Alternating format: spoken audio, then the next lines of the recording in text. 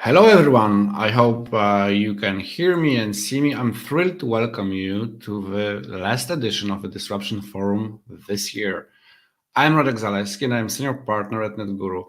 For those who don't know us all that well, we're a digital acceleration company that has been partnering with finance, proptech, health tech, and retail businesses for the past 15 years. And it is retail, and precisely AI in retail, that we are going to be circling around today for the next couple of hours. I don't know if you're aware, by the way, but today we're celebrating an important anniversary. OpenAI launched ChatGPT exactly 1 year ago today, on November 13th, 2022. At NetGuru, we dove into GenAI straight away. Firstly, we wanted to understand how the new tools can speed up our work. They call it, eat your own dog food first. And this is how we came up with a NetGuru memory, an AI-powered content generation tool based on our company database with an Omni search. You can only imagine if you're a consulting company doing a lot of projects, how important it can be and how useful it is already. Simultaneously, we started working on image to text conversion and delivered an MVP that generates instant item descriptions for a Polish NGO focused on the circular economy topic, probably interesting for today's panels as well.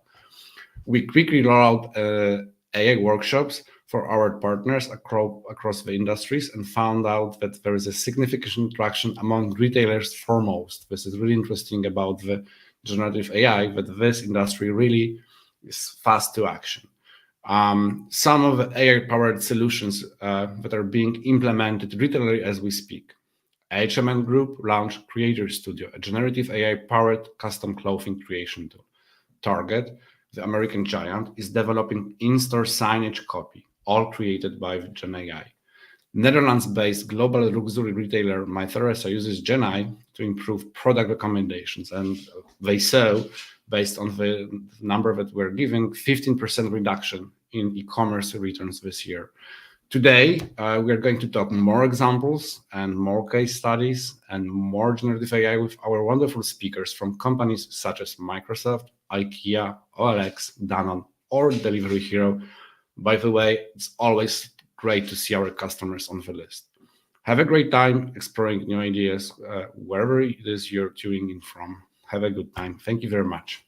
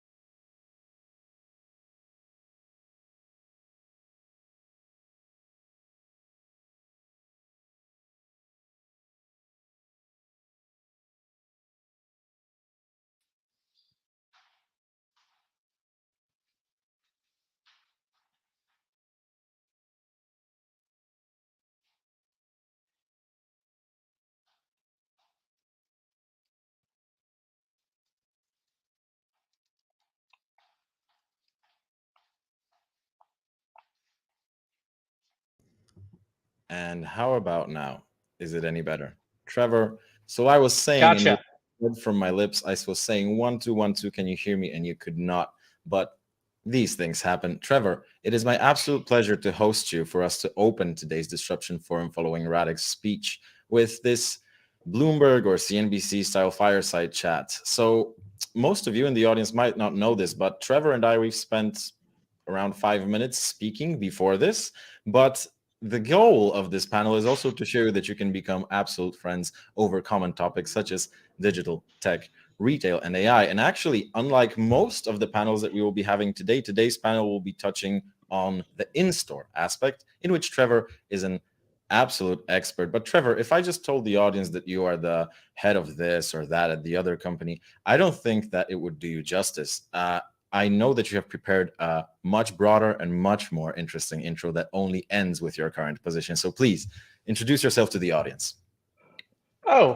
Sure. Hi, I'm Trevor Sumner. I've spent the last 25 years in emerging tech. So I graduated from university in 1998, which was like the height of the first internet boom. So I got caught an IPO early on. I did wireless internet in 2000 before the iPhone. I did internet TV in 2005, and I've started a couple businesses.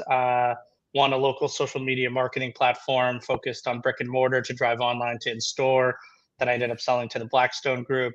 And then most recently, a company called Perch, which is computer vision at retail, that I ended up selling to a company called Radiant. That's where I work right now as I head up their AI and innovation. But I think, Philip, you were more excited about my non-career bona fides, about being a world traveler and scuba diving in every continent, including Antarctica and those type of things. So native New Yorker, it's the Statue of Liberty right there. And just a lover of high energy, high change type environments. You couldn't find yourself in a better place than this today. I wanted to say tonight because it's dark over here, but your time zone says sunlight. So let's dive into Radiant. Give us a little bit about Radiant, because I think by now everybody trusts your acumen in tech. So let's find out more about Radiant and then jump into the industry. Yeah, so Radiant is a company that focuses on digital experiences in store. That's everything from what I would call kind of vanilla digital signage powered by a very powerful content management system, but also, hooking into your point of sale so that you can have sales intelligence about what the prices and coupons and loyalty of different items should be. It's about people intelligence. We have front-facing cameras that can say, hey, this is a 47-year-old male. Is he looking? Is he not looking? Is he smiling? And really be able to tell which content converts people from walking by to looking to engaging. And then we have computer vision to detect if somebody picks up a product, know which product's in their hand, and then respond with media about that product. And we do that without having to tag the products with RFID or Bluetooth accelerometers, all computer vision. And the way I think about it is, online, you click on a product to get more information. In store, you pick it up. So what we're really doing is instrumenting the clicks at retail, so we can see which content changes the way you click, which planograms actually optimize the shopping experience, and to be able to create like a data-driven testing environment where brands and retailers both have insights to what happens at the very last mile of the conversion funnel, which is at the shelf. Couldn't agree more. And I think that is a perfect switch into the industry prism for us to discuss, because we think it's easy to agree that when e-commerce struck, it also brought this democratized standard that was available to everybody. So if everybody exceeds and excels at e-commerce, you have to start going the extra mile in store in order to deliver that, super user experience that exceeds someone who just has an e-commerce. So I know that you and I spoke before this, that digital opportunities are shifting to retail media networks and digitization of the physical store. You spoke of the latter, but if you could just say 2 sentences about the former. Yeah, I mean, it's a pretty exciting time. I think you're right. Like, look, e-commerce has been the forefront of digital innovation for a long time, especially in retail. But there's only so much you can squeeze out of it, right? Like, there's some interesting stuff happening around maybe social shopping and live video streaming and maybe TikTok shops, you could say. But you've squeezed most of it out of e-commerce. So like, where's the next great frontier? It's in store. That said, that's kind of from the shopping experience. From the economic perspective, retail media networks are groundbreaking for retailers, right? So, a lot of retailers like big box, grocery are operating at very low margin, between 2 and 5%. And these retail media networks, which are basically inserting ads into the shopping experience, digitally, mostly digitally and online, they're 80% margin businesses. So, it's a multi-billion-dollar business, first started by Amazon. They're at $30 billion, and still growing at tremendous rates.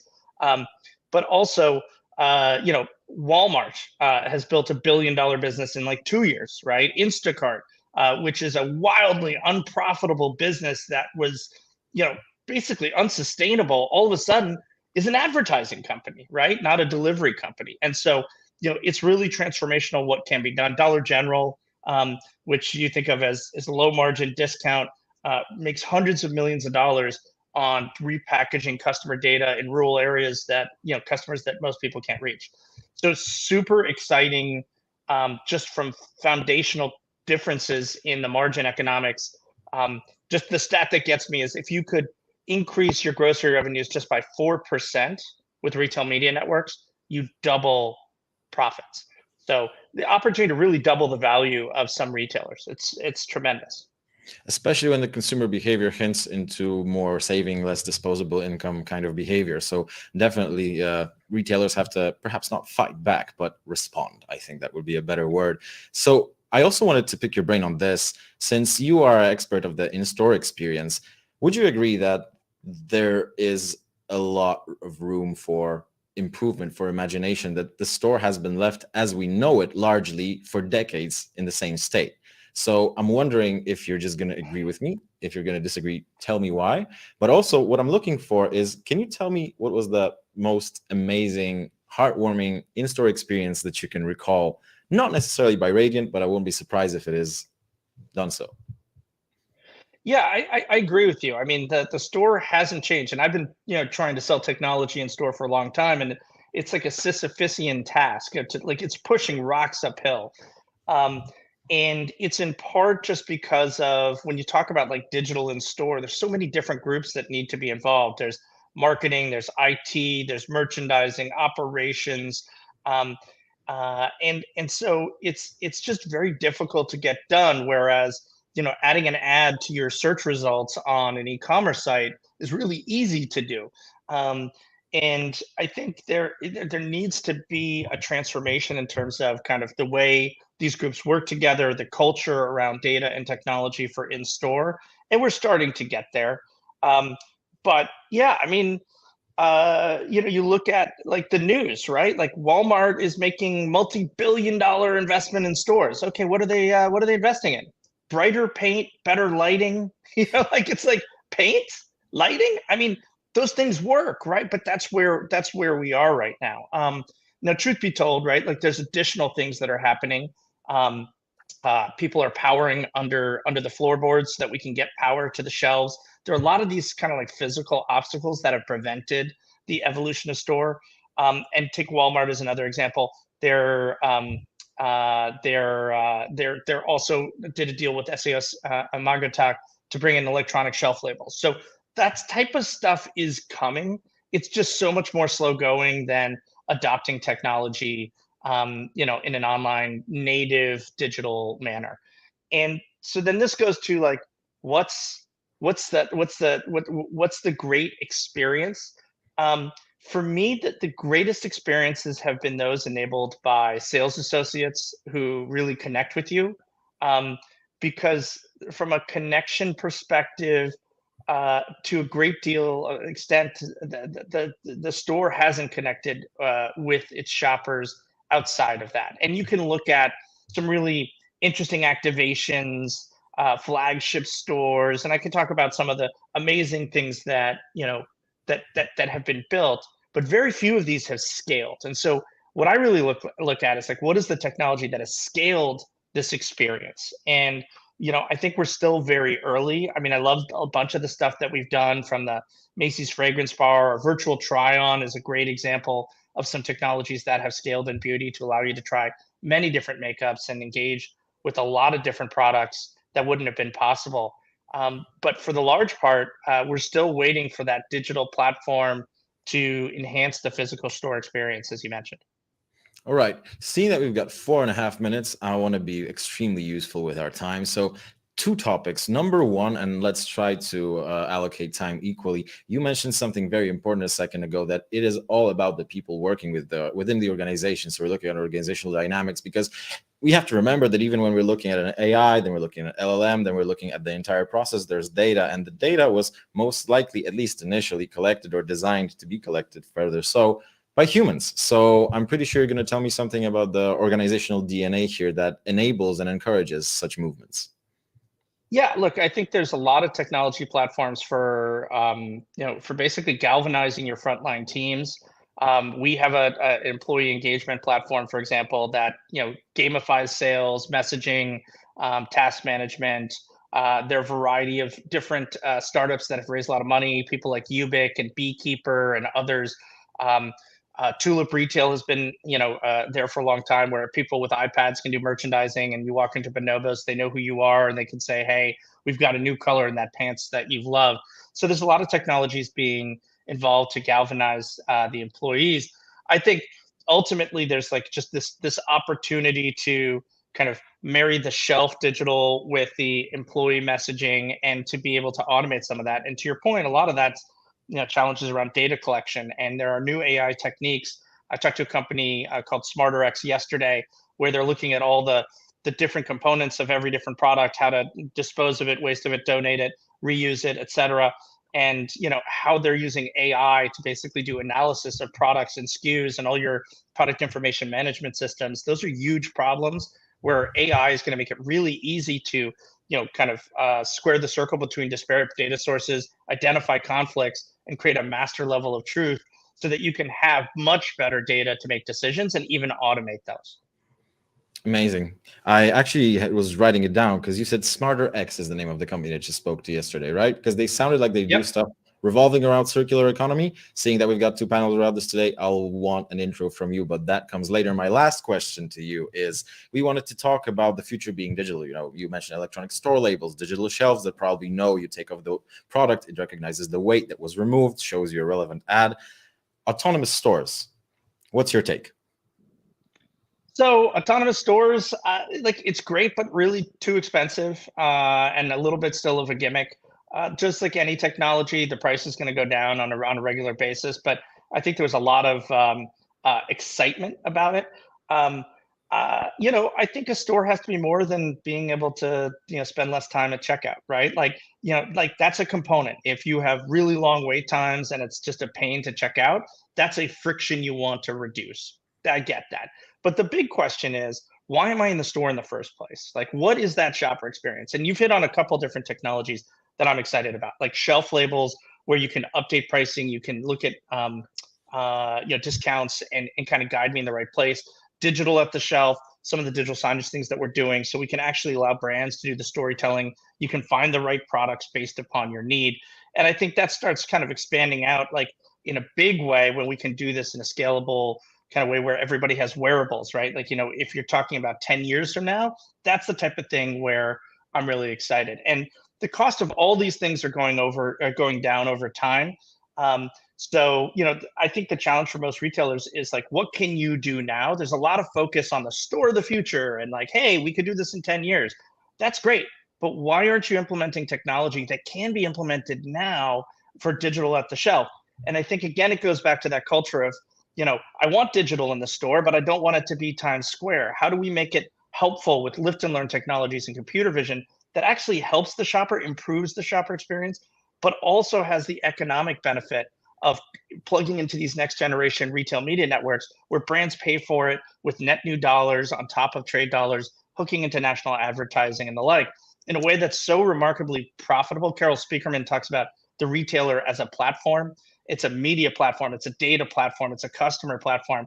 And if you can figure out how to scale those pieces while improving the shopper experience, then you've kind of hit the holy grail. And those dynamics all have to hit at once. And so that's what's going to drive the next generation of retail media networks, powered by AI, data, and intelligence.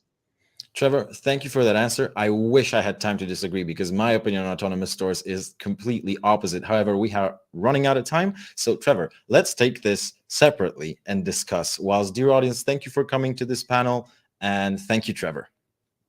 Thank you. See you soon.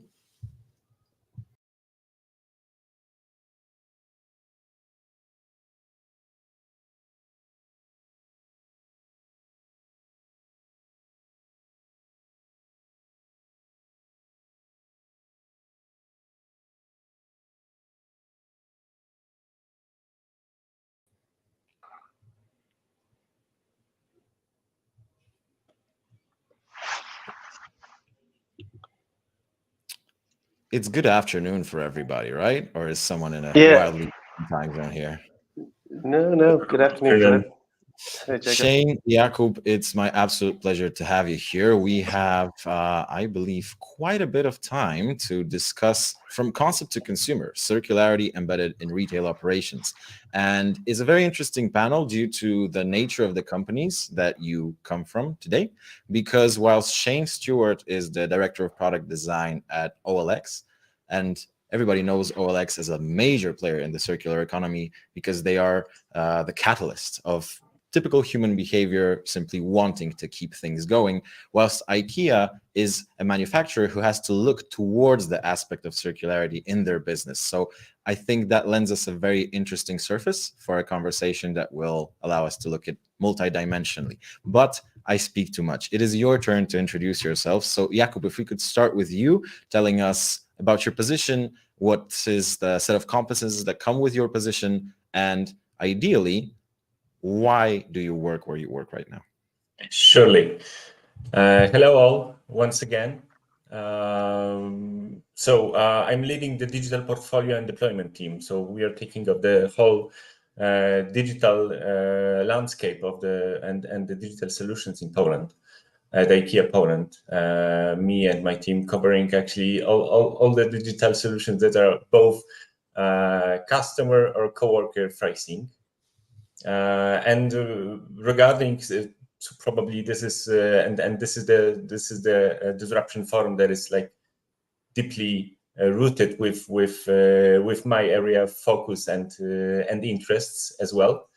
And going back to the second part of your question, I would say that IKEA really aligns, the values of IKEA really aligns with my personal values, especially the ones committed to sustainability, as well as and using this and communicating it and offering to the customers like those easy to digest actions and products. Yeah, as you said, we are as a manufacturer and retailer. Thank you, Jakub. And Shane, over to you. Yeah, first of all, nice to be here. Thanks for inviting me, Philip. So yeah, as Philip noted, I'm the director of design for OLX, and my team is responsible for the product design of all of Europe. So I know everyone's familiar with OLX in Poland as it exists today, but we have OLX in Portugal, we have OLX in Ukraine, we have OLXs across Europe and even beyond Europe. So it's really important to have a cohesive experience in design so that we're solving customer problems at scale. So I lead a team of probably in and around 36 designers and managers, and really work closely with the product and tech leadership to really enable the right priorities and right strategies to help deliver on that. Why I work at OLX, I think that's a great question. What motivates me at any company or any organization I work for is purely the mission. And similar to Jakob, it aligns to my values as what impact as a leader can I help, enable others to achieve. And I think OLX, given we build a more sustainable world through trade, heavily aligns to that. So it's all about the impact that as an organization I can help contribute to. So I won't say that this was an exam, but both of you passed because you both gave me value-based answers. So I think that's a very good foundation for the rest of our conversation. So I also overstepped by speaking on behalf of both of you about your companies, about which I'm sure you know way more than I do. So if both of you could also speak to my introduction regarding the companies that you work at and their relationship to circularity. So Shane, since we already have you on the microphone, could you confirm, expand, conflict what I said about OLX's sort of role in the world in the terms of circularity? Yeah, absolutely. I'll definitely expand on that. So if you look at OLX, we heavily contribute to the circular economy. Like if you look at, and before OLX, I worked at eBay Classifieds for 4 years as well. So I've been in the industry for quite amount of my career, 4 at eBay, now 2 at OLX. And I think it's really it's astounding how much waste we provide. We contribute to the world. Like I think I read doing some research about today, it's like 91% of what we take from the earth is waste. Now that is a very, very, very challenging problem at scale to solve, right? So what can we do about it? Like OLX contributes to that because we can choose secondhand, right? There's always a choice. Do we need a product, a TV, a phone, kids' clothing? Do we buy new or can we buy secondhand? And I think this is the value of OLX. We help our customers, we enable them to buy and sell secondhand goods, right? So instead of this more linear sort of process of we buy, we throw it out, it's contributing right into the circular economy where we could reuse. And at the end of the day, it's providing a tremendous amount of impact. Take a phone, right? One smartphone, we have like an impact report that OLX produces every year. It kind of goes into more of the details of actually what is the scale and what is the impact that actually buying secondhand has on the economy. And take like for example, a simple smartphone, right? If you resell that, it saves a tremendous amount of carbon footprint, right? CO2 emissions on our environment, right? From the manufacturing side, the materials side, I think it's 36 kilograms per phone. So if you look at it scale, so what I love about OLX is the scale. So over the course of 2022, right? So 1 year, we contributed 26 million products that we kind of reused and sort of folded back into the economy. And that's phones, TVs, cars, a lot of electronics, which is very, very hard on the economy. So it's great that OLX plays a significant role in this and has a tremendous amount of impact on the circular economy. So yeah, and it's really about how do we enable others to do this more and more and more each day and changing behaviors. Does that answer your question, Philippe? Hope that Does so, and even more so, and that is a true expansion if I ever saw one. Jakub, your turn. Yeah. So I would start probably with 2 points and then setting some fundamentals for them. You have to know that sustainability and circularity is deeply rooted within IKEA fundamentals. And as Shane was talking about the waste, I would like to circle back and highlight another value, and based on our research, because we know that over 70% of people believe that our environment and the planet Earth is on the edge of catastrophe, and the actions must be taken now, not like in the future in a couple of years, like right now, because we are too late already. And this is why IKEA has actually 2 areas that I would like to highlight the most right now. This is the first one is our strategy, and this is our global strategy, the People and Planet Positive, that really is like based on 3 pillars. The first one is the sustainability living for our customers. The second one is the positive impact, the positive climate impact based on our operations, as well as not forgetting about the fair treatment and involving and securing the local communities. By the way, local communities, this is one of the trends that probably could be somehow like in comparison to the global village that we are living now. Let's keep an eye on it. And the second one, as it was mentioned before, yes, we are a retailer, so we are selling products and we are designing them as well. And we have something our approach that is known as a democratic design. Which as well have a couple of pillars, and those pillars are the quality, the function, the form, low price, and sustainability.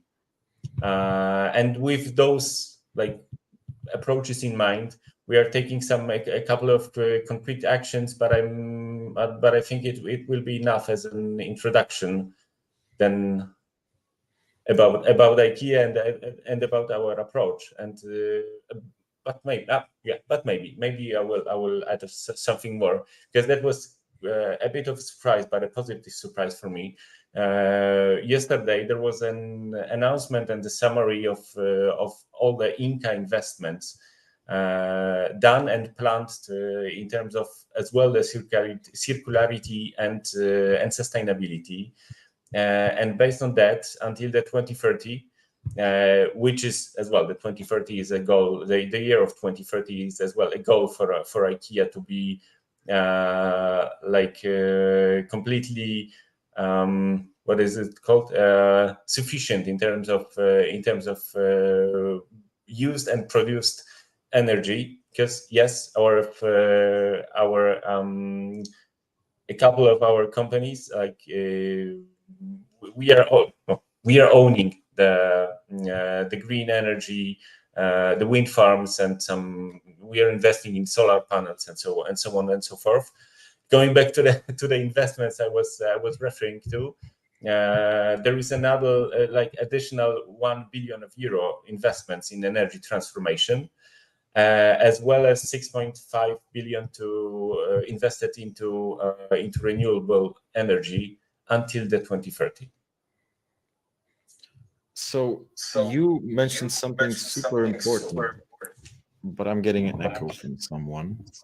Jakub, can you mute yourself for a second, and let's see if that's you. Yeah, perhaps it'll go away in a second. But what you mentioned a second ago is something that gives me a very nice transition into speaking broadly outside of the constraints of the companies where you work at, but much rather in the industry that we inhabit, all of us in some sense. And you mentioned this ownership of almost the entirety of the supply chain. And I think it was Bill Gates back in 2020 during the pandemic when everybody was starting to do podcasts because everyone was sitting at home. And one of his podcasts was absolutely a mention of that beware of companies that tell you that they are green, sustainable, or whatever the word that they choose to label themselves with to give a specific impression, if they cannot tell you about the energy that is supplying their factories that could be green.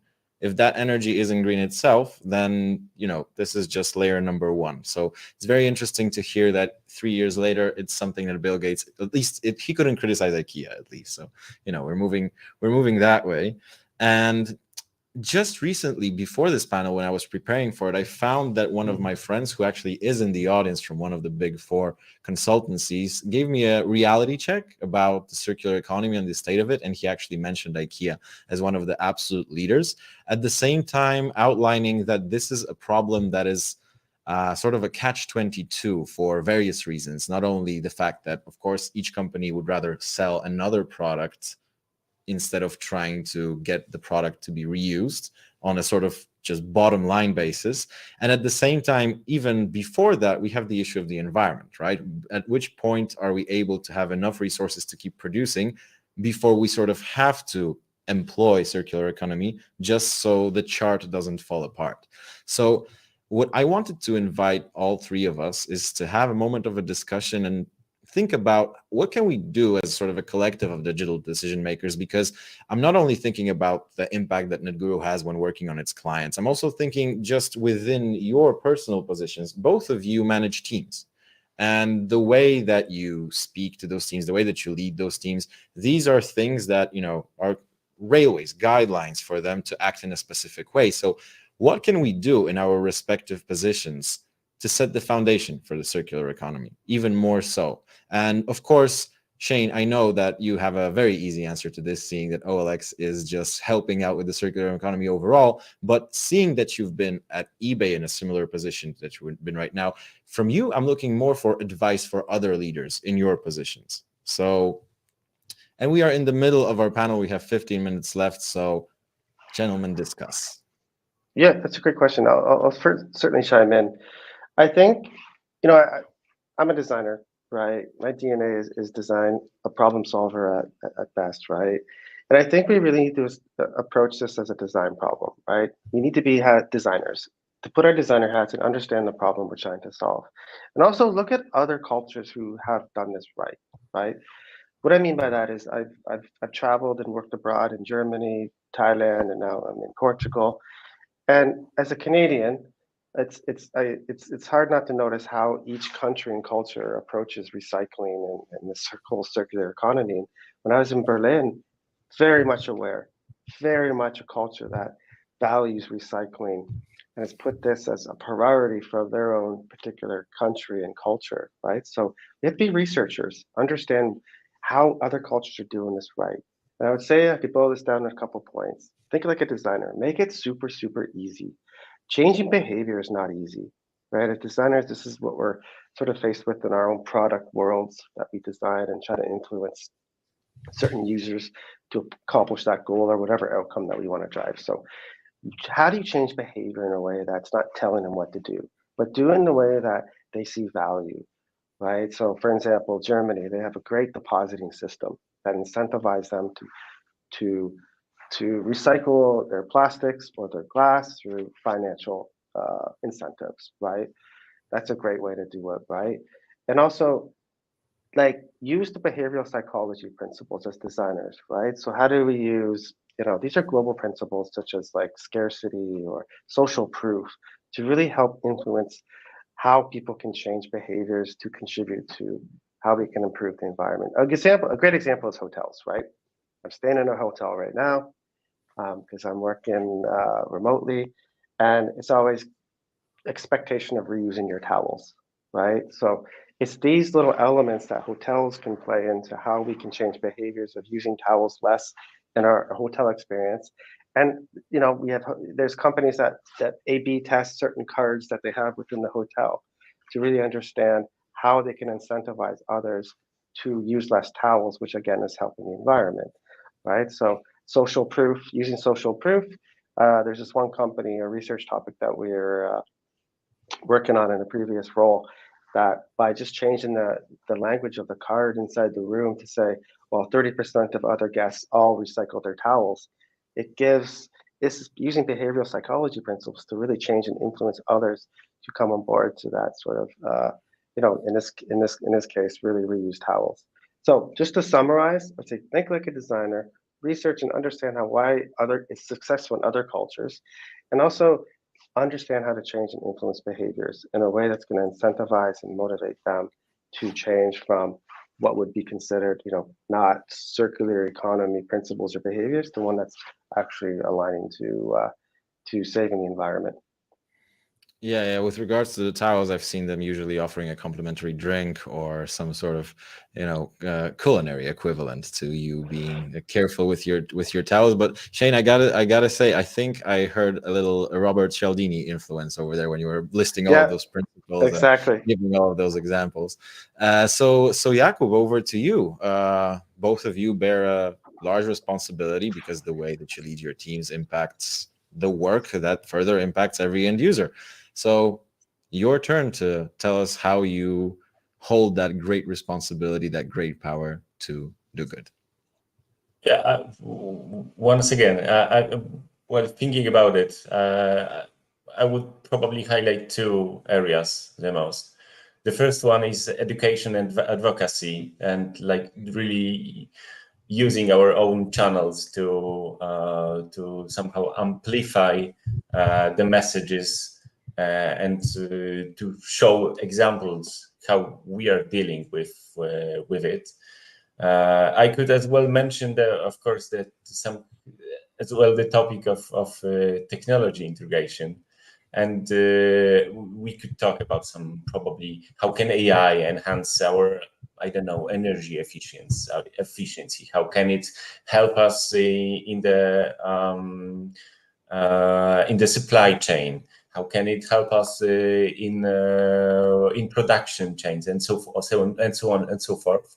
However, probably the most useful ones, and those are probably the proper ideas on the corporate level, I would assume so. However, there are a couple of initiatives that we can really bring forward to the customers and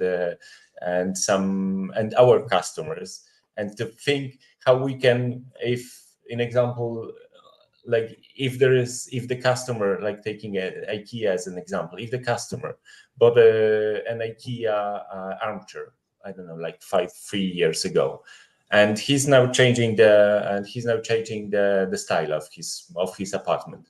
What should he do with it? Probably the easiest idea is to just put it on OLX and try to resell it. However, we are thinking about it, and we introduced this kind of service for our customers internally, and it is called buyback and resell.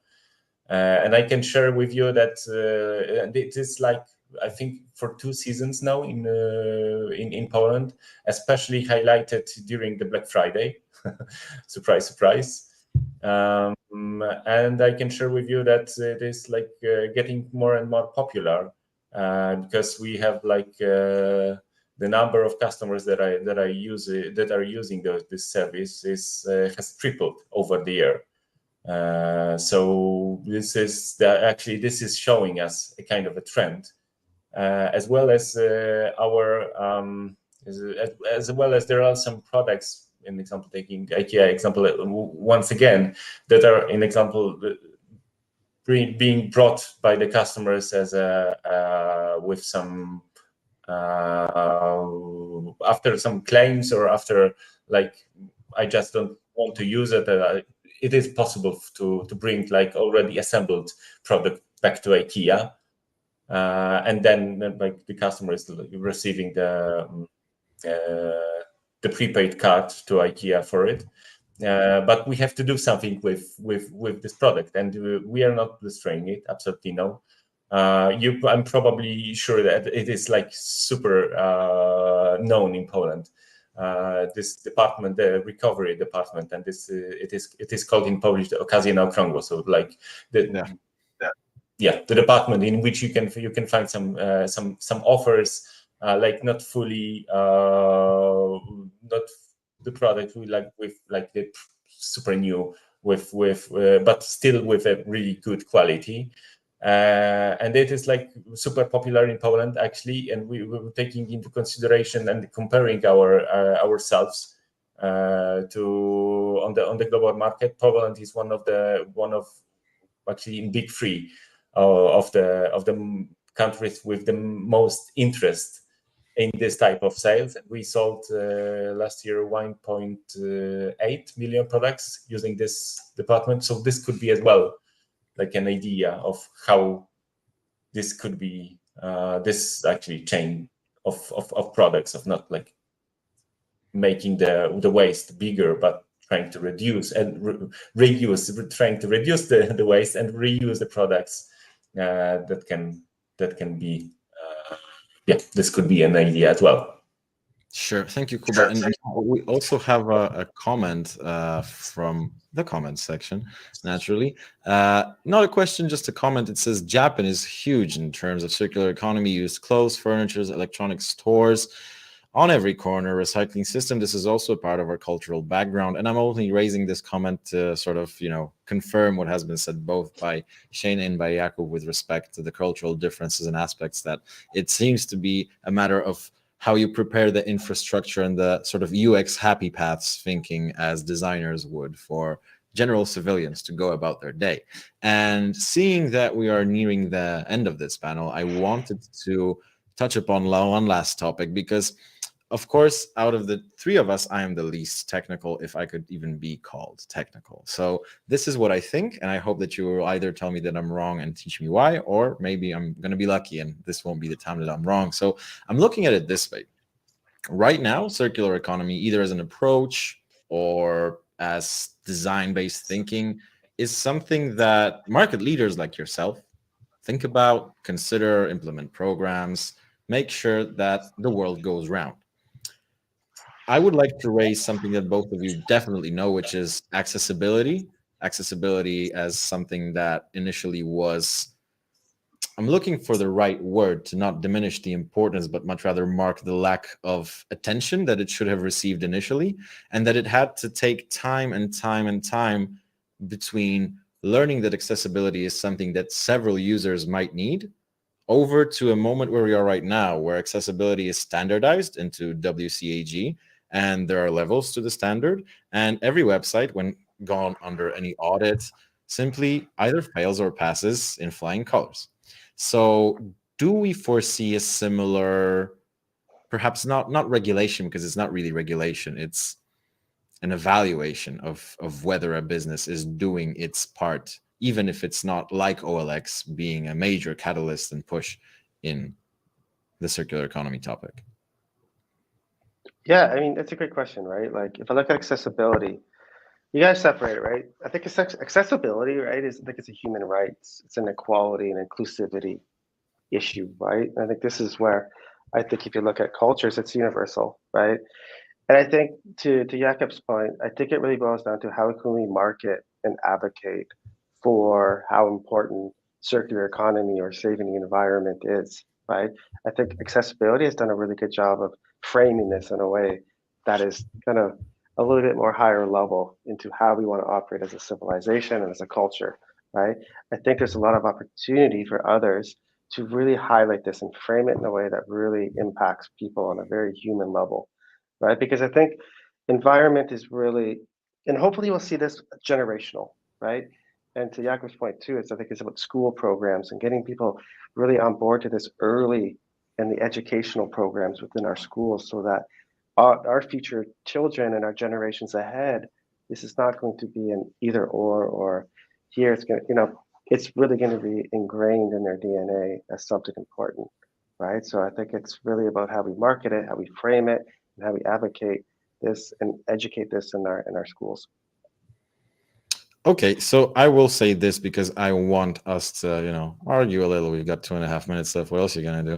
So Shane, you're saying generational change. IKEA says by 2030 it's self-sufficient. I don't think those two can live together or coexist in an argument. So Jakub, would you also agree that we are able to wait for all of those education programs? And Shane, I'm not bashing what you said. I'm just hoping to, incite a little bit of creative discussion. Well, I wouldn't say that we have to wait. We have to create those educational programs, and as I said, we have to act now, actually. But adding on top of the accessibility, I would say that I would add another point as well, which is the cost, because the customers and actually the people, we shouldn't have even this. We shouldn't even think about those choices if I should be like eco-friendly and I have to pay more, or should I will just like buy something that is like super cheap, maybe not environmentally friendly, but it's cheap and I can actually access it. So yes, what I'm trying to say, do not think that sustainability and circularity has to be connected, and this perception has to be connected with and associated with the high cost. This is something that is as well like deeply rooted within our approach at IKEA. Okay, thank you, Kuba. And thank you, Shane. And it is with moderate sadness, because I've had a great time, but we need to wrap up, that I need to tell you that we need to wrap up. So, Jakub, Shane, unless you have any concluding words or anything you'd like to leave the audience with. Oh, thank you. Thank you. No, it was just great to be here, and it was a great discussion, and thank you for having me. And one of many this afternoon or this morning, depending on where you are. So, gentlemen and dear audience, thank you so much. And in the meantime, get ready for the next panel.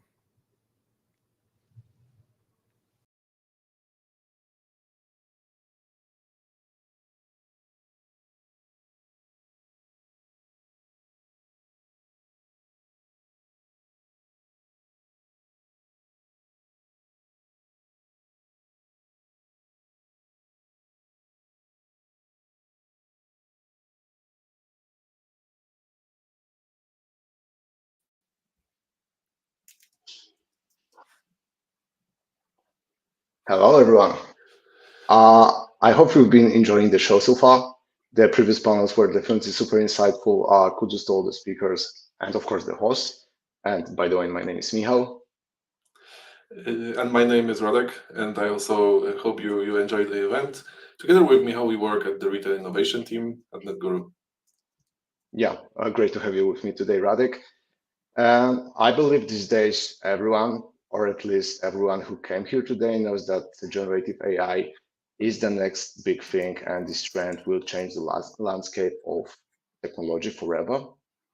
A few months back, some might have said that's a hype or a toy that comes and goes eventually, but recently we have seen so many great use cases So we have zero doubts that Gen AI will stick with us for a very, very long time. Yeah, I don't doubt this as well. And as you said, there are many great use cases on the market that prove AI can be a great efficiency booster, especially in retail, in my opinion. So maybe let's talk about it for a while. Yeah, definitely. Let's do that. So there are a couple of well-known brands that already introduced a few solutions based on Gen AI. So you can see their logos on the screen. So for instance, Zalando recently has launched a virtual trial that enables customers to receive size recommendations based on their unique body measurements. Thanks to that, the company has already reduced size-related returns by 10% compared to items without size advice, which I believe is the holy grail for every e-commerce company. Yes, exactly. And what Zalando is tackling here is a big challenge. However, Amazon, on the other hand, uses generative AI algorithms to deliver personalized product recommendations. And hear me, they attribute a whopping 35% of total purchase to those recommendations, which is amazing. Have you ever bought anything, Radek, on Amazon based on such a recommendation? I think like a week ago, maybe. Oh, really? What was that? A book. I think a book. Yeah. Okay, let's talk about it later on. But last but not least, Farfetch. As far as I know, there's quite a crowd of Farfetchers here, so high five to you guys. By leveraging AI, Farfetch enables its boutique partners and brands to seamlessly connect their online inventory with their physical stores, facilitating services such as click and collect and in-store returns. Yes, that's all sounds really amazing, and we're looking forward to seeing more cases proving AI's significance and significant business impact. And as NetGuru being a software consultancy, it's always we always watching the latest trends and experimenting with those, and we try to innovate and we try to build innovation that could serve our clients. Exactly, and along with our R&D team, we've been playing around with various concepts and came up with a few products aimed for retailers. So it could be a virtual try-on or image generation for food delivery companies, to name a few. But given a limited time today, we decided to focus on our flagship product, which is a generated product description for e-commerce. So, Radek, Yes, take it away. yeah, and I have a short demo for you, everyone. Let me just jump into it. This is how we actually imagine that the product description generator could work and could be integrated with the existing systems. So what you see here is basically an overlay over some kind of system that you already have. It could be your already built-in e-commerce product information management system on some external SaaS product, for example. This generator can also be a standalone product as well. But what you see here is basically that you can generate a single product description, select the product first, select the attributes you want to include into the description. So here we have color, size, brand, but depending on the category, that could be different. We can select main language here, English, and we can automate the generation for other languages as well. There's also possibility to add keywords for SEO, just to optimize the search engine and the position in the results. And this is basically how it works. The description is generated. This is the first version you can see, and you can decide whether you like it or not. Make it shorter, make it different, make it sound different, or just edit by hand. And what's really interesting, once you're satisfied with the description for the single product, we can automate the entire process for the entire category. So each, for example, dress in the category can have a generated description. So if you have 100 dresses, we can generate the remaining 99 descriptions here right now at one click, basically, and then save those descriptions immediately, or just review them, check everything. If we are satisfied, then save, update, and basically move on. Yes. Summarizing the tool, we believe that this kind of tools should be as flexible as possible. So it should this product, the description generator, should actually be relevant for different product categories, not just dresses, as I shown, but for other categories like electronics, for example, or outdoor wear, shoes, etc. It should be generating the descriptions relevant to given markets, geographies, including multiple languages and translations.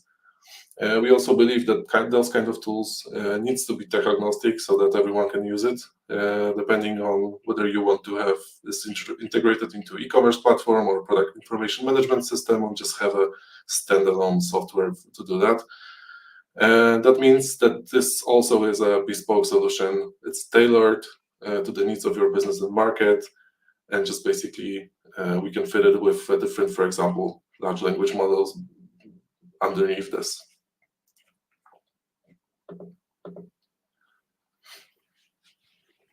Oh yeah, thanks Radek for this. And there's actually many positive business outcomes coming from such a solution that we see. And yeah, let's talk about some. So the content is being created quickly. AI ensures consistency in product descriptions, maintaining the same tone and style throughout the product repository. Search engine visibility is also enhanced through keyword optimization, and there is no limit in regards to language of your content. So either it's German, English, Polish, Arabic, you name it, AI could be your best friend here. And grammar and vocabulary mistakes can happen to all of us, humans, but not to AI. And last but not least, such tools can ensure that product descriptions adhere to accessibility standards, which Shane was emphasizing on in the previous panel, making content inclusive and compatible with assistive technologies. Yeah, and for a couple of months, we've been validating this product with a few e-commerce partners. Companies having more or less 100,000 SKUs in their inventory. And this data is actually well above our initial expectations. So what we know that based on, of course, insights from our early adopters, number of descriptions generated weekly can grow by 75%. A single description cost dropped by 47%, and the full ROI will be achieved in more or less 2 years. Yes, and this is like great results, and it varies for different companies, but this was just one example how AI can help you, and we wish to be able to talk more about other examples, as Michał previously said, but regretfully our time is up. However, we are happy to catch you on LinkedIn and just DM us. We are open to discuss this idea or even like make a private demo or anything like that. Yeah. Absolutely. Feel free to hit us up. And if there are any live questions, just put them in the chat and we will reply right away. So thanks for watching and enjoy the rest of the Disruption Forum. Thank you. Get ready for the next amazing panel. Yeah, thank you. Thank you. Thanks, Radek. Thank you, Michał.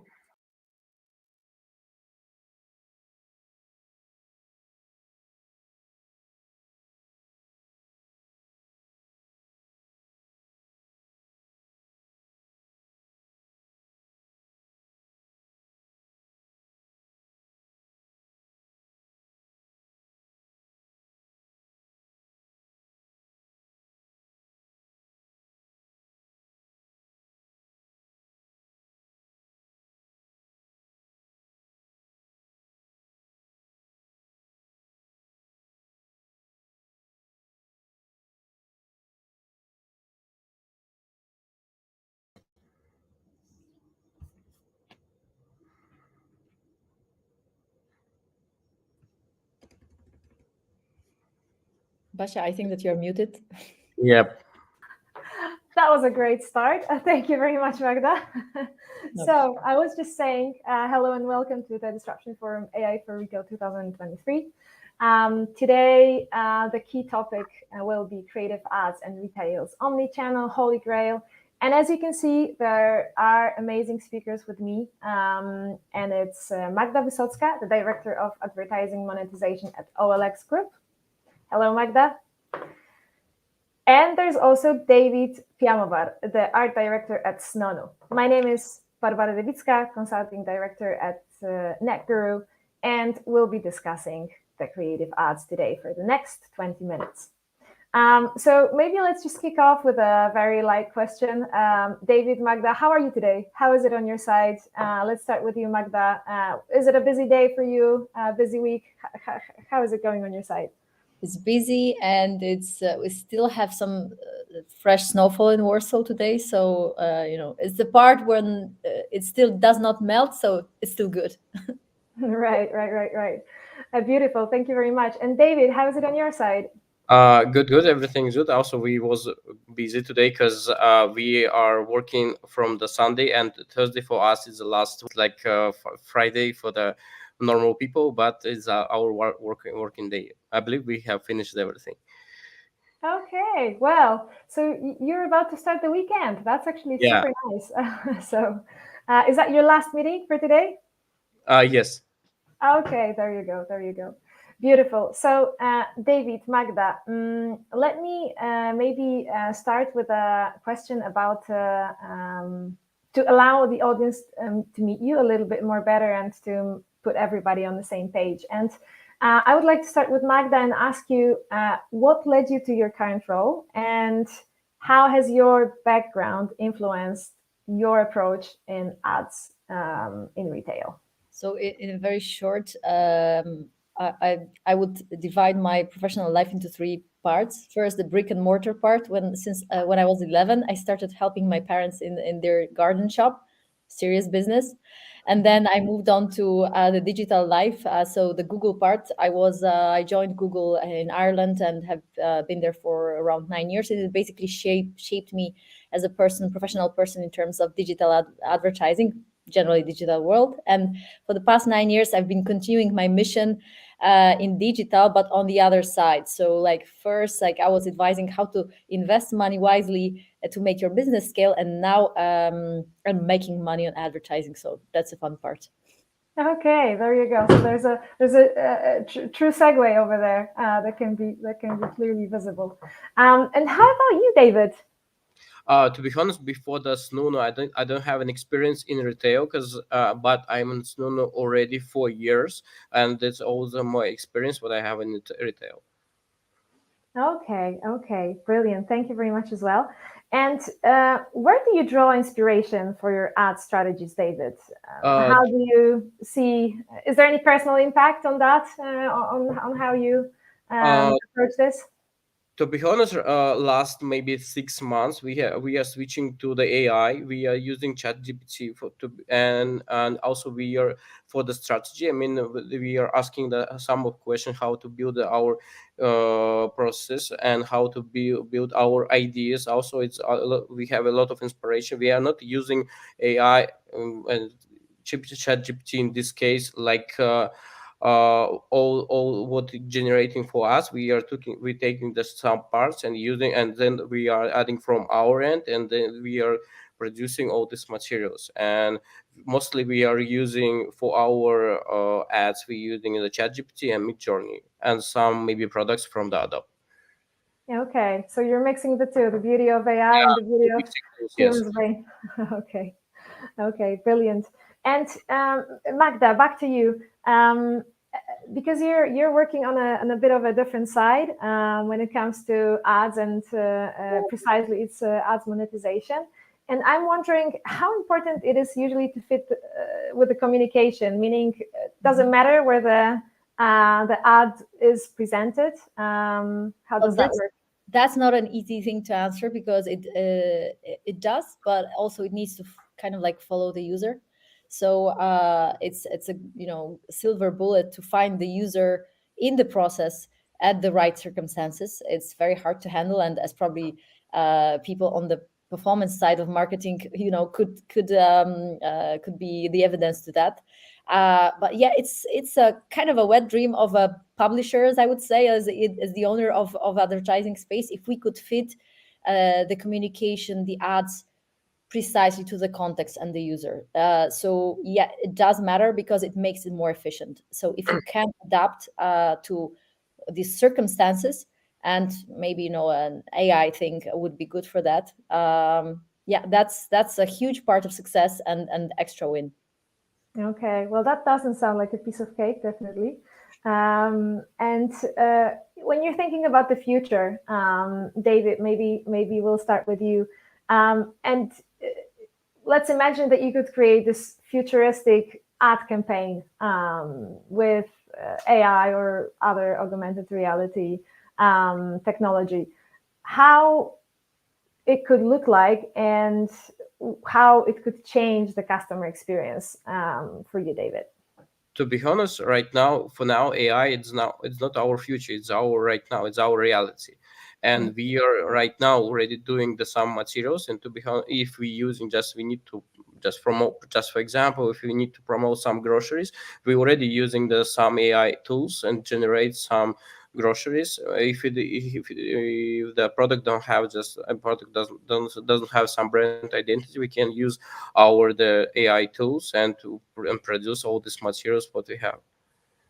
So the future is already here. Yeah, Okay. which is here, guys. You already need to use the AI, because if right now designers or some creative guy will not start to using AI, they will be out of our wave. What will be in the future?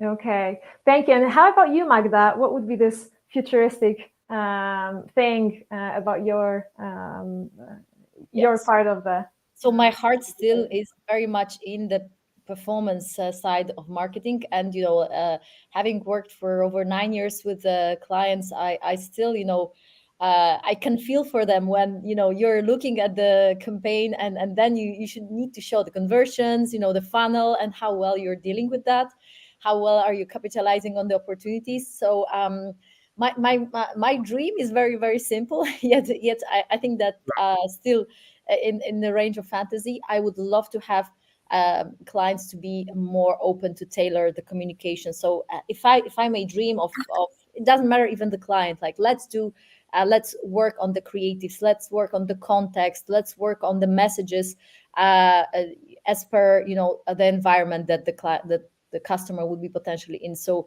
I would say, like, I would dream about more openness from probably the creators of the ads, to give us more space and to tell us to them, like, we know about our user, we can give you hints on how to approach this user better to get better outcomes of the campaign. Probably AI will be super approachable here.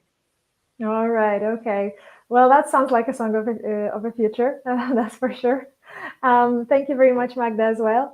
And how do you see the landscape of creative advertisement and advertising in general in retail right now, especially in the context of omnichannel? Because obviously that's nowadays how people are using retails.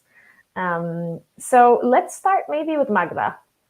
So my performance heart goes back here again, and I sense that the performance marketing and generally anything that is easily counted gets an extra beating out of this. So it's very, very easy to sometimes limit some budgets because something is not effective, and that being still a performance marketer at heart, I still see that there's a limit to what you can optimize. And some things you just cannot grasp with the first attribution and all these metrics. You need that part of the creative thing. You need something that will steal people's hearts, and you need reach. So you need your message to be wide, and I think that this is one of the key things that continuously the marketing, especially performance ones, are being challenged, and I would not agree that it should continue. We should be a bit more creative. Okay, the bar is high. Thank you, Magda. And how does it look like on your side, David? To be honest, I will agree with the Magda, but I want to add one more thing about the omnichannels. We are not using omnichannels because in our case, we have the people around the world, because in Qatar maybe around only 50% of people is a local. Most of the people that is expats, they are using different platforms for their communication. I mean, for example, maybe the locals only using Twitter and Snapchat, and expats mostly using Instagram. And in this our case, we are not using the own channels for our promotion. Okay. And I think that's a nice segue to my next question, because I wanted to ask you, David, about some nuances related to regions. And Yeah, I have more what I can do for sure. okay, and I saw also this 3D billboards that were made by Sonono. I'm not sure if that was in Qatar. Was that in Qatar? Yes, it was in Okay. Qatar. Before I will reply, maybe we can to show. I mean, maybe Anita can to show to us this video. Yeah, so that everybody knows what it is. It's pretty intriguing.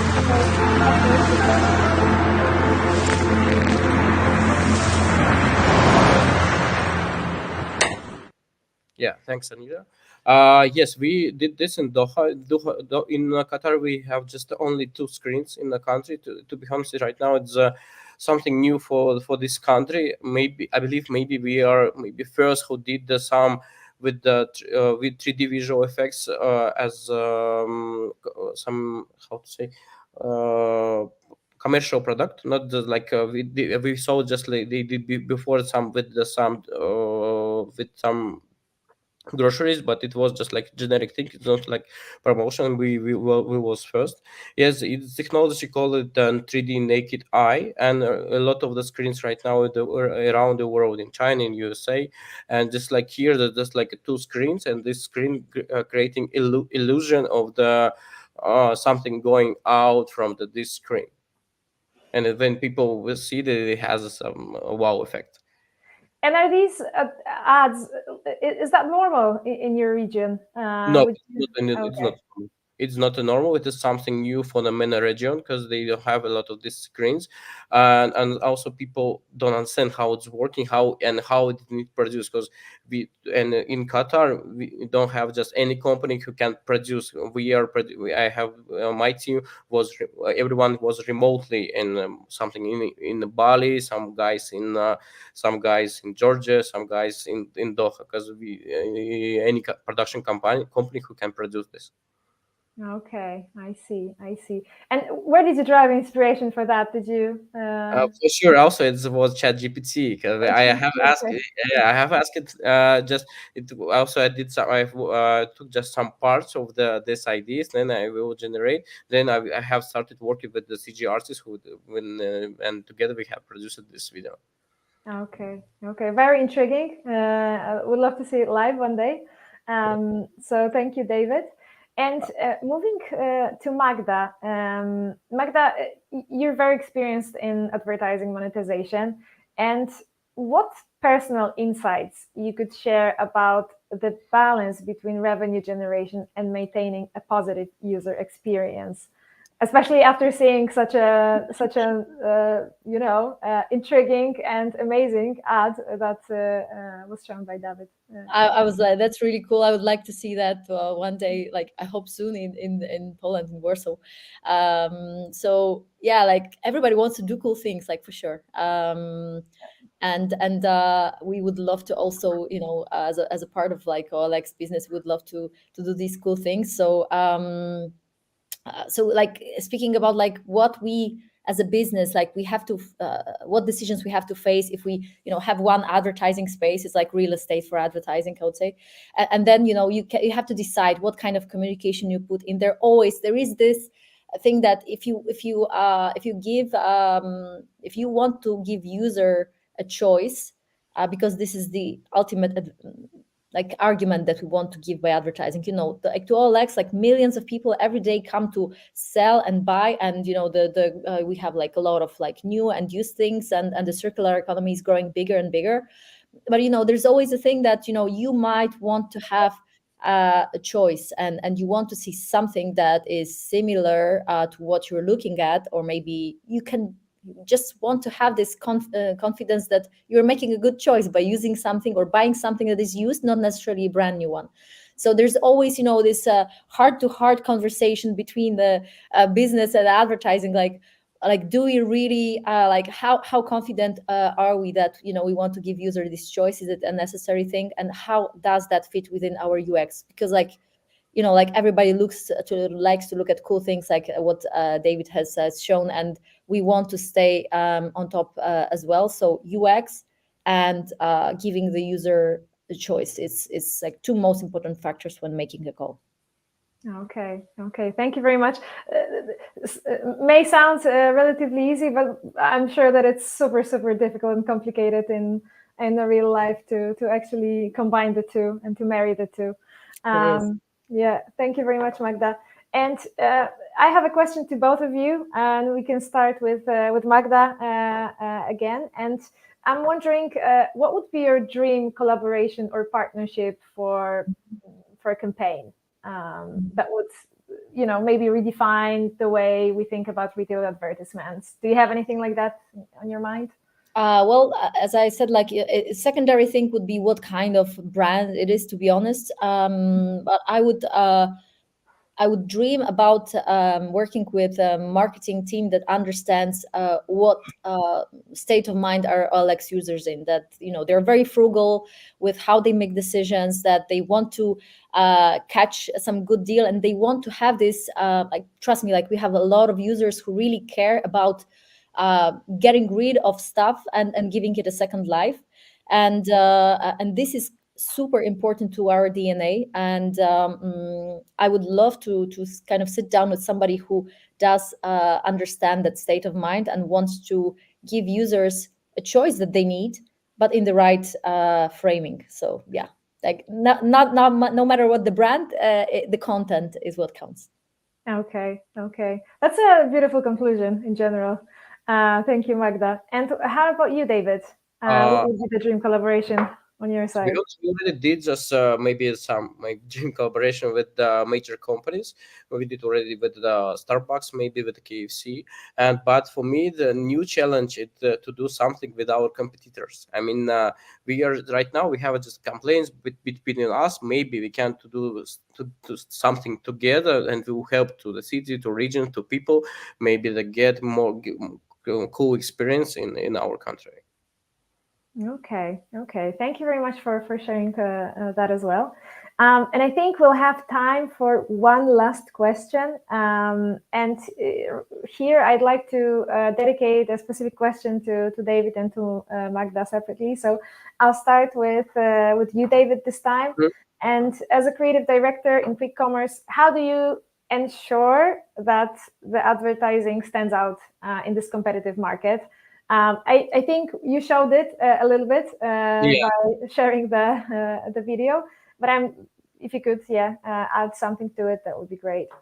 Here are the two parts what I'm trying to do in when I'm doing something. It's first, it's creative idea. Second, it's our brand identity, because creative idea to help to us to be helping to us to be to this video or some static ads or something else to be the more popular, because for now it's when the people sharing these materials, and it's helping to us to grow and people know more about our company. And second is the brand identity. We are don't forget about our our values, and second it's our brand identity. We have colors, fonts, and all the things, and don't forget about this when we creating the same ideas. We're doing the mix between the creative idea and don't forget about our values and style. Okay. Thank you very much, David. And Magda, last question to you. What are the unique challenges and opportunities you face in monetizing advertising, in advertising monetization?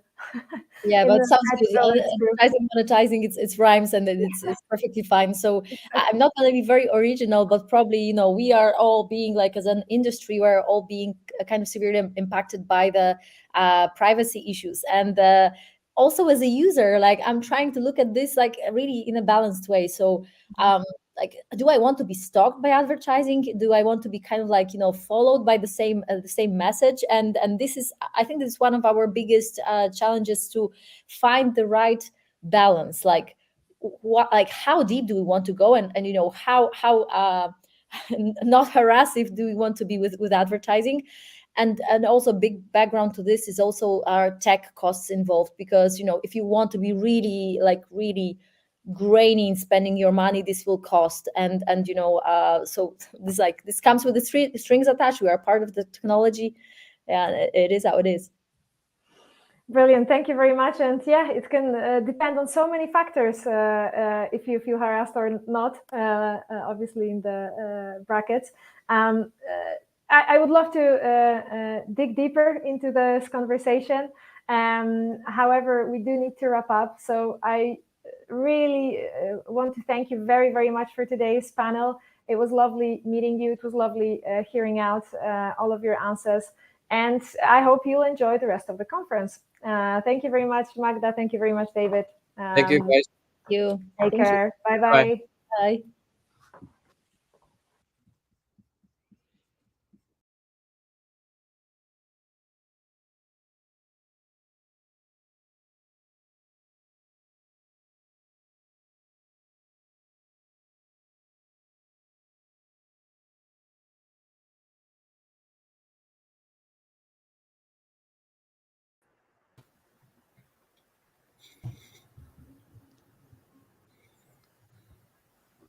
Everybody's so serious and so ready. By surprise, right? Good afternoon. Good afternoon. Good afternoon to everybody. Sheesh, is it good afternoon for you as well? What's your time zone? It is morning. It is 7 a.m. But it was inclusive of you to think of us all three poles here. So Central Eastern European time zone wins today. Gentlemen, it is my pleasure to have you. It is yet another panel that we're having today. We're past 1, 2, 3, and this is number 4, if I'm not mistaken. And well, I can't say this is going to be the best one because I'm also hosting others, so I can't play against myself, but let's try. So I think the best way to start is to make sure that just as I have had the chance to meet you, the audience hasn't yet, other than, you know, looking at your titles and your LinkedIn. So if we could start with Sheesh, since you're in the morning time zone, so let's give you that. Let's start away. I mean, your Twitter or X account says that you're mononymous, so you don't even go that much by your name, you go by your name. It's Sheesh full stop, It's isn't it? Sheesh, yep, exactly. I need more than just your name, man. I need to find out what you do while you're here. Okay. So I'm the retail lead within Microsoft for Startups, and I work with a small portfolio of startups. Among 50,000 that we have, about 25 that represent innovation that's happening in the retail consumer goods space. Sounded like a full stop. Well, I can go on. So, let's leave some space for everybody, and then I'm sure we're going to be ripping the microphones out of our hands. Marcin, you're muted, so Marek, your turn. All right, so Marek Nadra, I'm head of business solution in scope of commercial, so I'm basically representing the IT function, but my goal is basically to solve business problems by technology, by innovation. And I think especially in the area of sales and marketing, we have plenty of them to crack, and I think good technology to bring for the rescue. I think 14 years working for Danone, starting with the Central Europe region. A couple of years back, moved to Munich, where I'm more looking after market of DACH, with similar but also a bit different challenges because the business is also a bit different. We've heard the cultural aspect in previous panels as well. So Marcin, your turn to unmute and do the same. Yeah, hello everyone. I'm Marcin Winkler. I'm General Manager for non-DACH countries. So I'm developing e-com in Central Eastern Europe, Benelux, Italy and Spain at Breuninger. Breuninger is German origin omni-channel luxury fashion retailer. So we have 13 shops, department stores in Germany, plus very strong e-commerce, more than 1 billion euro GMV. And yeah, I'm doing this e-com / digital / marketing jobs for last 20 years in variety of industries, fashion, telco, beauty, FMCG. So a lot of experiences, which I hope I will share with you. You know how I know that this is going to be a good panel? Because I've got three people. It's not even the time zone thing anymore, Sheesh, don't worry. It is the case that I've got you from Microsoft for Startups, where you elevated yourself to that position over sort of going 360 around Microsoft and now being able to be the evangelist of that knowledge for startups. Then we've got Danone, which is a FMCG company largely. And then we've got... we are the customer as well of Microsoft, so we have some touch. Absolutely. I'm pretty sure everybody here somehow is, right? Vinegar and Danone, both. I'll have to find out if the guru can stay as well. But with regards to this this interdimensional variety that we're enjoying here, this is why we're going to have such a good panel, despite just having a very generic topic, because we're talking about the future of AI and LLMs, right? But we're going to be able to narrow it down just because we have someone from luxury fashion, someone from FMCG, and someone sort of pulling it all together, but also looking how before we get to the Breuninger or Danone level, there is the startup that is trying to become or conquer either of the two companies that we have just mentioned. So I'm thinking, what kind of question can I ask either of you? But Sheesh, since you are the closest out of all of us here to the innovation, I believe, because startups are typically the places where things are born that some enterprises don't dare to discover. So can you tell us what is it that you're seeing? Perhaps some things that we just can't read when we say AI news, go to Google, hit enter and ask for news. Give us the lowdown, the things that we don't hear. Yep. You know, a couple of things that I didn't point out in my intro. So I've been in Microsoft for 26 years, and the progress that's happened in the retail world in that period, which I would say in the grand scheme of things is a small period. But just in that period, there's been a lot of changes. And that pace at which those changes have been happening in the last few has been much faster than ever before. And one of the things that, you know, from a retail perspective that is fascinating is the fact that retailers have access to a lot of data. And this data is all of that customer patterns and that kind of data. And I remember from more than 10 years ago, maybe 15 or so years ago, when the big news in the New York Times was about, you know, how Target knows your teen daughter's pregnant before you do. And that was sort of an indication of the amount of data, but not just the data, but what you can do with it, the inferences and the AI and all of that. And that was I would say, the beginning of that realization for customers as well as, you know, retailers to say, we're sitting on all that data, we need to be able to do something, and do something is competitive advantage is one aspect of it, and engaging with the customer, the loyalty and better engagement, the relevance and personalization was an important element of customer retention, and that data was an important element of that. And there's been constant progressive developments that have been happening with AI in better making use of that data.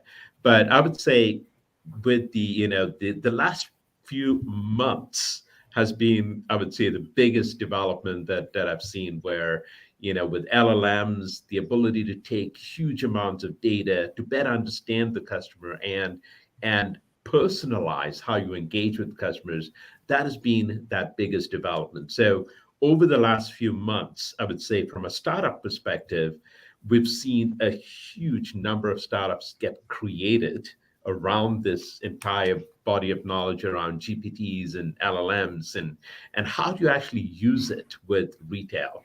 And also the other aspect that I'm seeing is, you know, I did this entire collection of companies that do interesting things with generative AI. And I was kind of making a bet with myself and saying, if I look at all the retail CPG companies out there, you know, we are talking about ChatGPT going public and, you know, exactly to the day today, a year ago. And in that time frame, I said that is too short a time frame for retail and CPG companies to be able to say, take a technology that is just developing and actually start making deployments. And I've got 110 stories of retail consumer goods companies out there doing interesting things. And to me, that was, I would say, from a startups perspective, from a emerging technology perspective, very surprising, the pace at which not only the technology, moved, but also the adoption from enterprises, which in most cases, adoption is not as quick. It takes a few years for technology to get adopted. We're talking about a couple of months in this case. So I'm hearing that this is the fastest you've seen a tech become so attractive, popular, and adopted? In my perspective, yes, this is the fastest I've seen. I mean, I was making a bet with myself. Within a year, there might be a handful, but Who won that bet? Well, I lost the bet. I kind of go, no, it's not happening. But I do have over 100 stories, and I'm going, wow, this is amazing. So see, now let me be the messenger that one might try to shoot here. Yeah.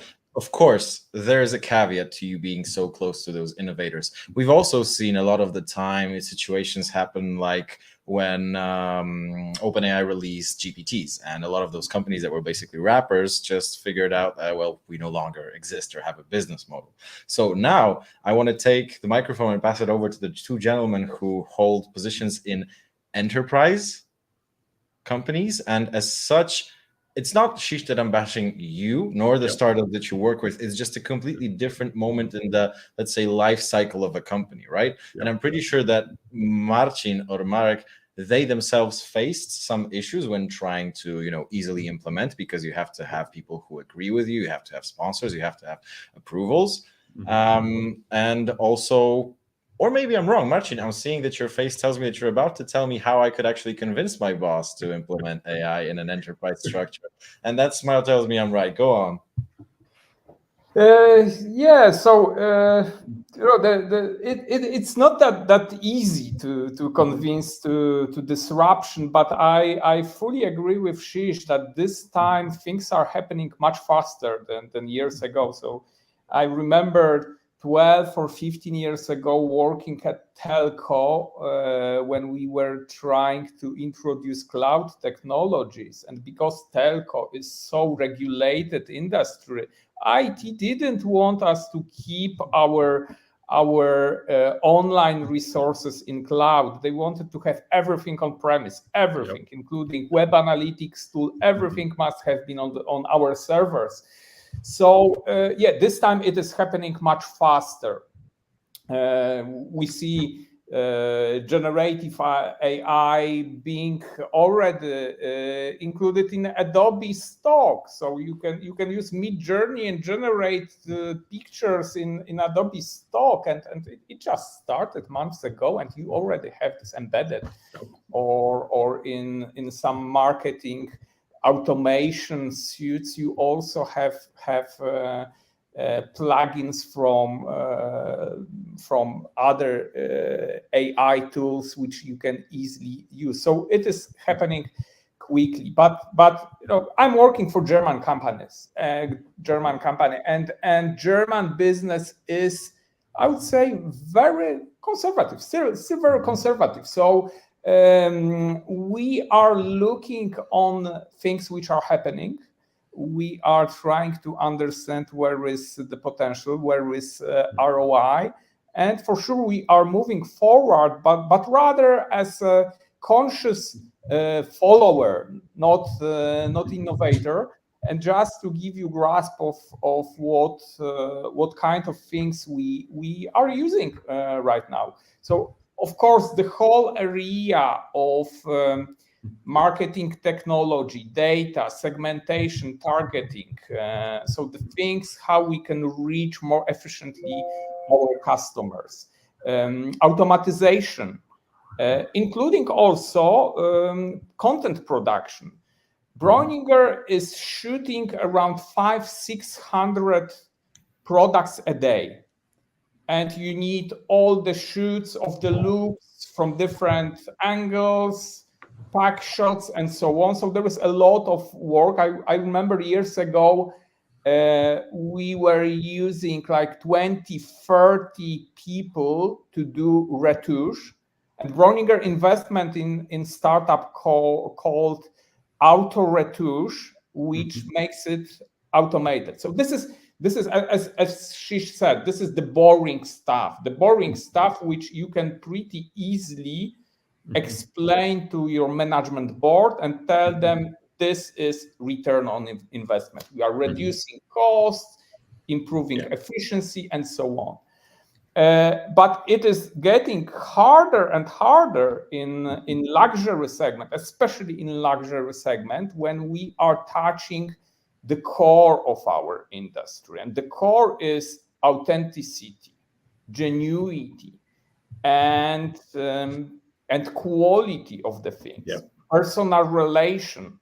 If you are going to sell Gucci bag to your customer for 1,500 euro, it is very different than just some impulse purchase. So I'm really curious into which direction those much more advanced things will happen. I'm looking on our Polish startup Quarticon, who just implemented in some of my competitors AI-powered stylist, which is very interesting concept. So absolutely, I see huge potential for generative AI and more advanced technologies like large language models and so on. But for sure, in luxury, it won't be that easy to convince to switch the gears. Because for many years it was craftsmanship and personal touch. And I think it still will be, even more so, because when you become sort of so democratized with what is available to all of the segments below luxury fashion needs to stand out more than it ever has up until today. But Marek, we've discussed Shisha's proximity to startups. We've discussed Marcin's knowledge within regards to selling fashion goods, but you are selling items that most of the time will be stored in my fridge, won't they? Right? So I'm pretty sure, or take me to school. There is more in our portfolio than just the things you put in the fridge, but I think many of those you can definitely put there. Yeah?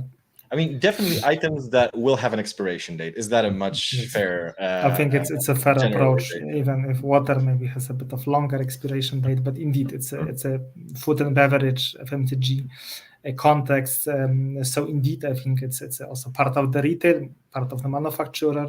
We work closely with the retail as our customer, also having our own e-commerce channel. And I mean, I would mostly agree with all what you just said. I think what makes a difference in a way, it's a bit of the context. So for us, innovation means something different than from Shish working with the startup. We are not inventing the technology. We are more about connecting the dots. So just making sure what's available, how technology could fit to our context, and how to also apply our resources focus in the way which help us to achieve our objectives, our goals, our growth. Of course, there are different ones.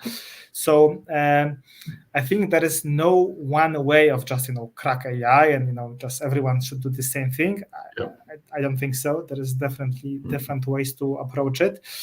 I think indeed what we experience right now is some kind of a revolutionary aspect. I think it's mainly because of the Gen AI, which was something relatively new, at least from the capability perspective. But I think the foundation of AI, it's nothing new, right? It's just a kind of known from the past. And I think it still works, right? So you need to have some competences, you need to have huge data sets, what you mentioned, structures, process. It all takes effort and time, and you can nicely leverage. I think which comes with generative AI is that quite often you can apply it much easier, a bit without this full deep of understanding, because it's so easy to apply that there is plenty of cases you can just spot right away. I still see that probably jumping from tech to tech, startup to startup would be not the best idea from the corporate perspective, because with all due respect, I would rather be careful about observing the market, I don't know, in a 1 year period, I would rather expect that would be a massive consolidation. I see that big players, Salesforce, Adobe, they will basically implement those capabilities inside the product by just enhancing the value. So you don't need to be like AI expert to be able to just use it, right? It will be just a natural, intuitive user interface. That's why I don't see that, if you don't jump immediately with full in, I mean, you lost the game. It's not that. I think it's about mindful experimentation. So I see a lot will just come from those products for us. I think the Copilot, I have a lot of hope for the whole product, because I think it's just give you the best way how you can enhance your classic office work with all those Gen AI capabilities. So I really looking forward for that. And we don't need to immediately, bring it some other tech. We can just wait for the couple of extensions, in my experience. It's almost like you're asking me if you can speak. Of course. No, I totally agree with both the points that Marcin and Marek made. One, there are certain use cases that drive a lot of ROI. And, when you're kind of weighing those risks about, new technology, untested technology, and it's very new out there, should you be adopting it right away?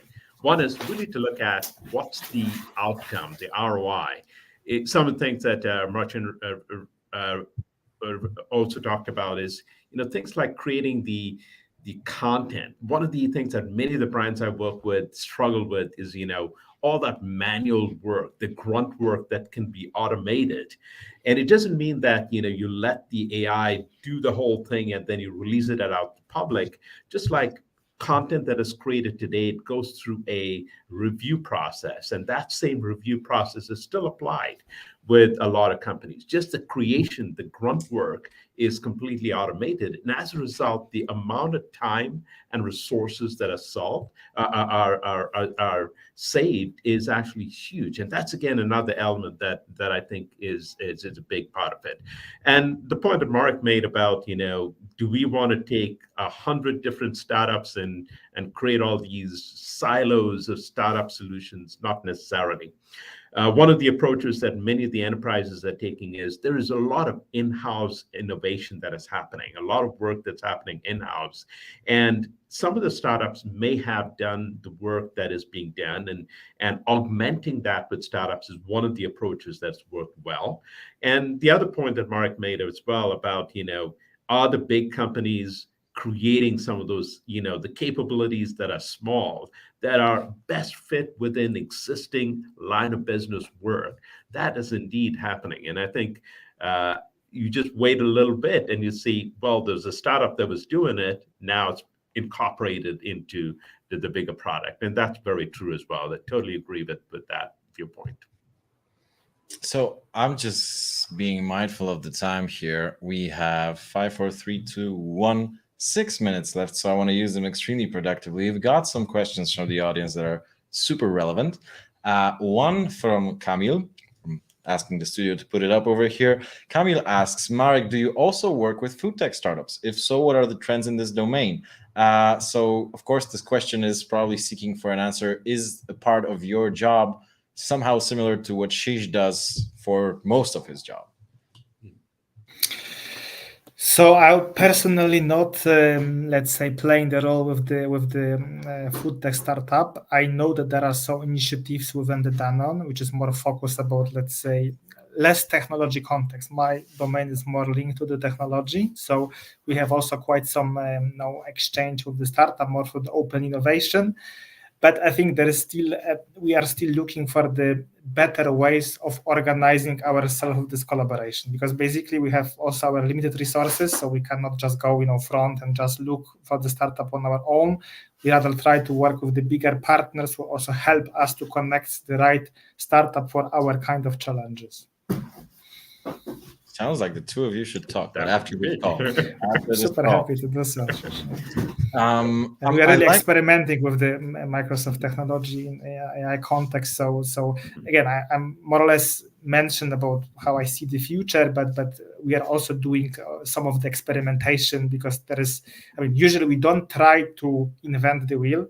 So we don't basically, whenever we can use the market product, build it such a core solution, we do it. But sometimes we need to build something, and then with whole Azure capabilities of AI, we are also doing some experimentation. Yeah? So it's just not one fits at all.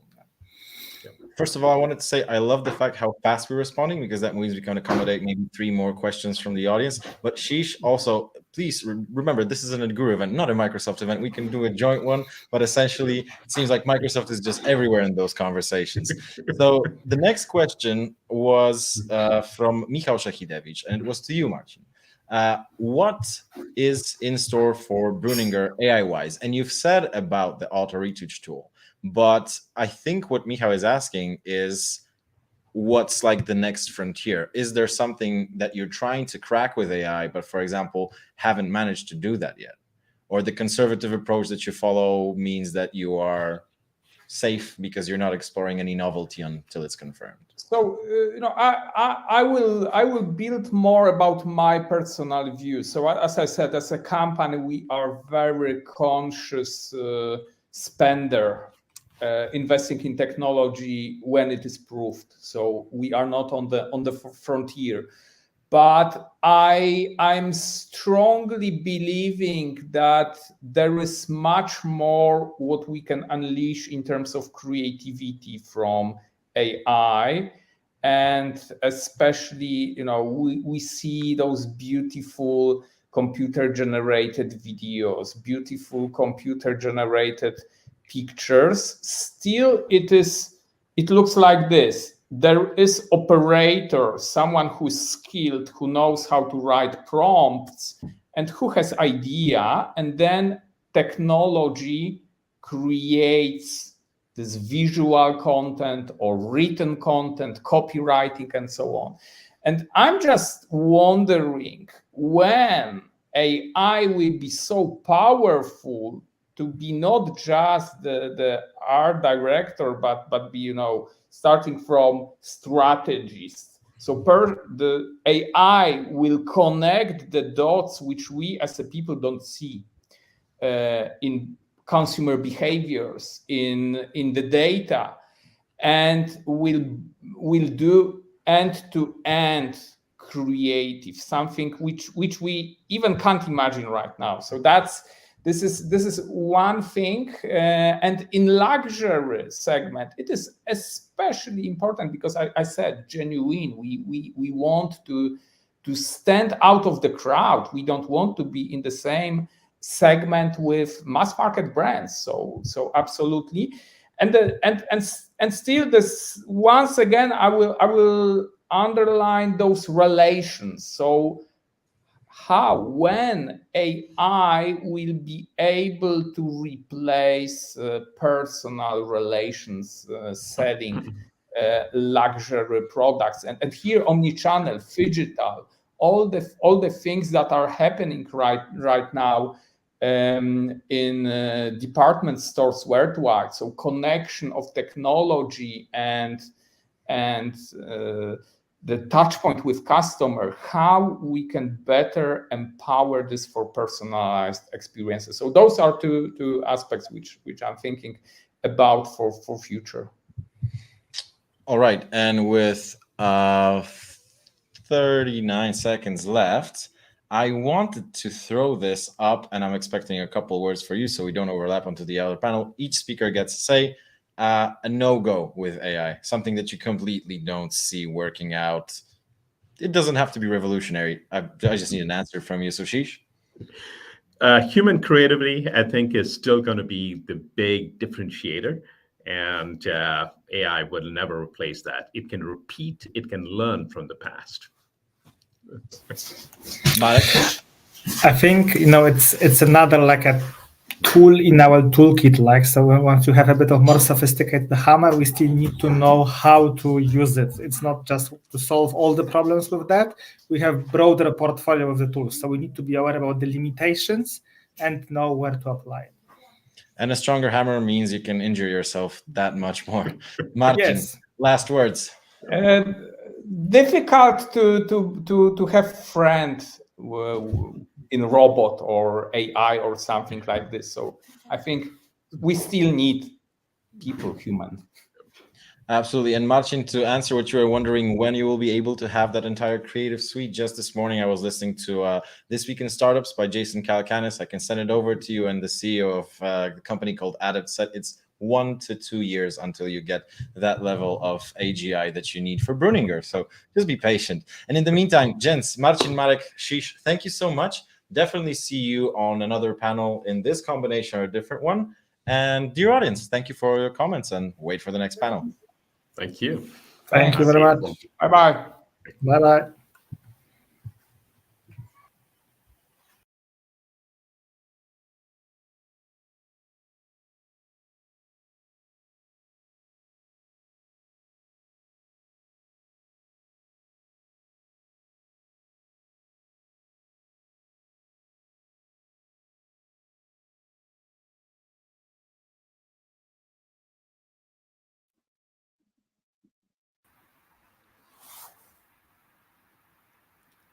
Hiya.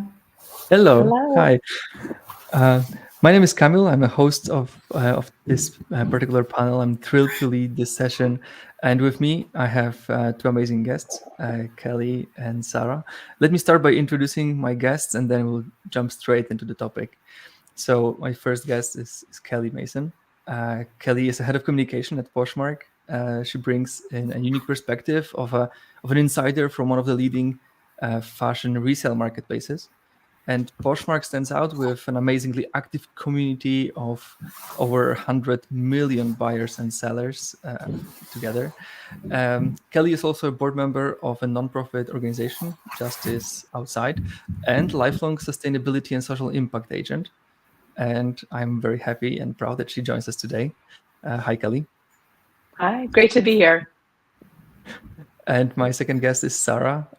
So Sarah Lismarty. Sarah is a corporate responsibility manager at Mammoth Sports Group. So she brings in a perspective of a premium outdoor brand with an incredible over 150 years tradition of creating amazing mountain gear, but also building a community of sports enthusiasts. But there's more to it. Sarah is also an industry insider.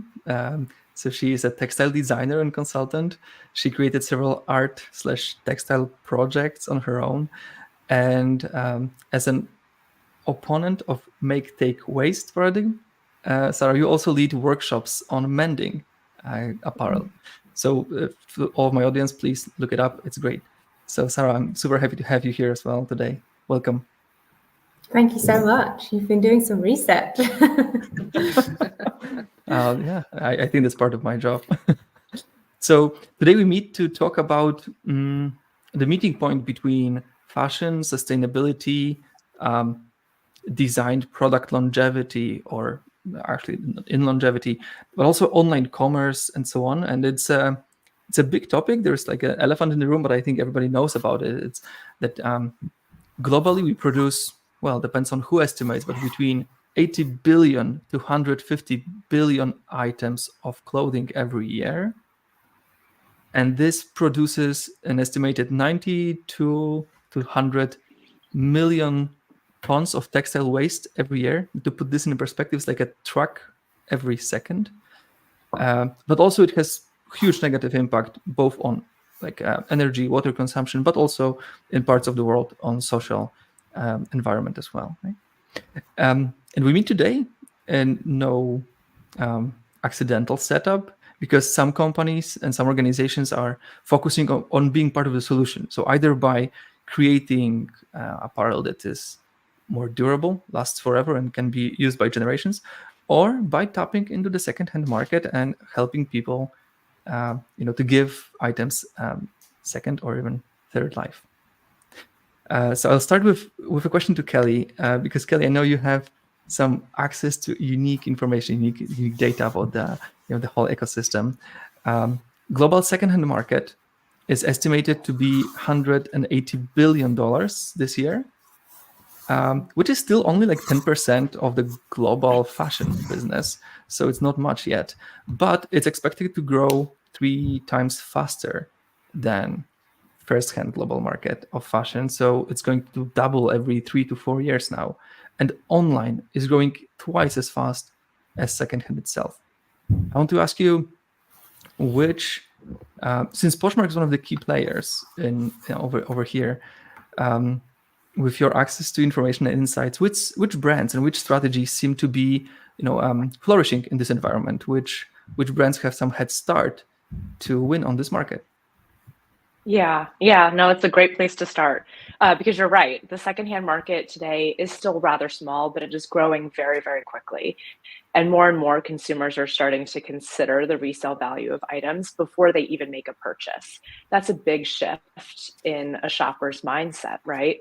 So some of what we see at Poshmark is that brands that are known for being durable, timeless, high quality, that have really invested in products that last the test of time, or products that are known for being, higher end, those are the ones that are doing really, really well in the secondhand market. Now, it's not to say that fast fashion brands aren't also, growing and being resold.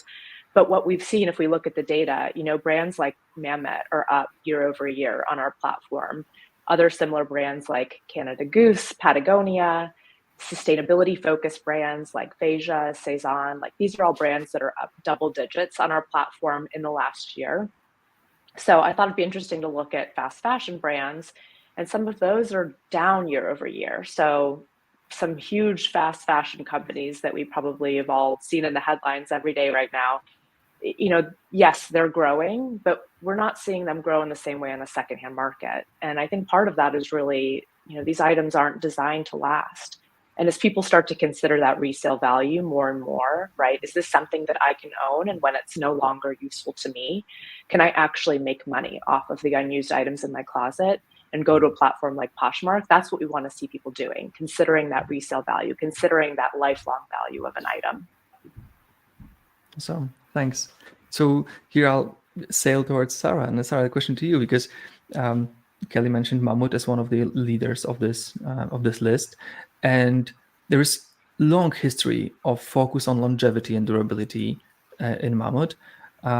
Could you shed us some light on what are the design principles, both for the products but also for organization? How do you design an organization that is focused on creating clothes that age more slowly, that are more durable and more timeless? I mean, for the first question, you probably have to speak to someone from the design team. But I think there's several factors that play into that. I think you've mentioned it before. We've got a history of over 160 years. We kind of started as an agricultural rope making company and moved then quite quickly into ropes for mountaineering. And when you create PPE products that your life depends upon, right? They have to be good. So it's not just a fashion item, right? So we create products that really people's lives depend on. And I think you can really tell that this is the heart of the business, right? Because the implementations of that are that we have, for example, a test lab in-house where, constantly machines are running that, testing fabrics, strength, pilling, you name it, whatever.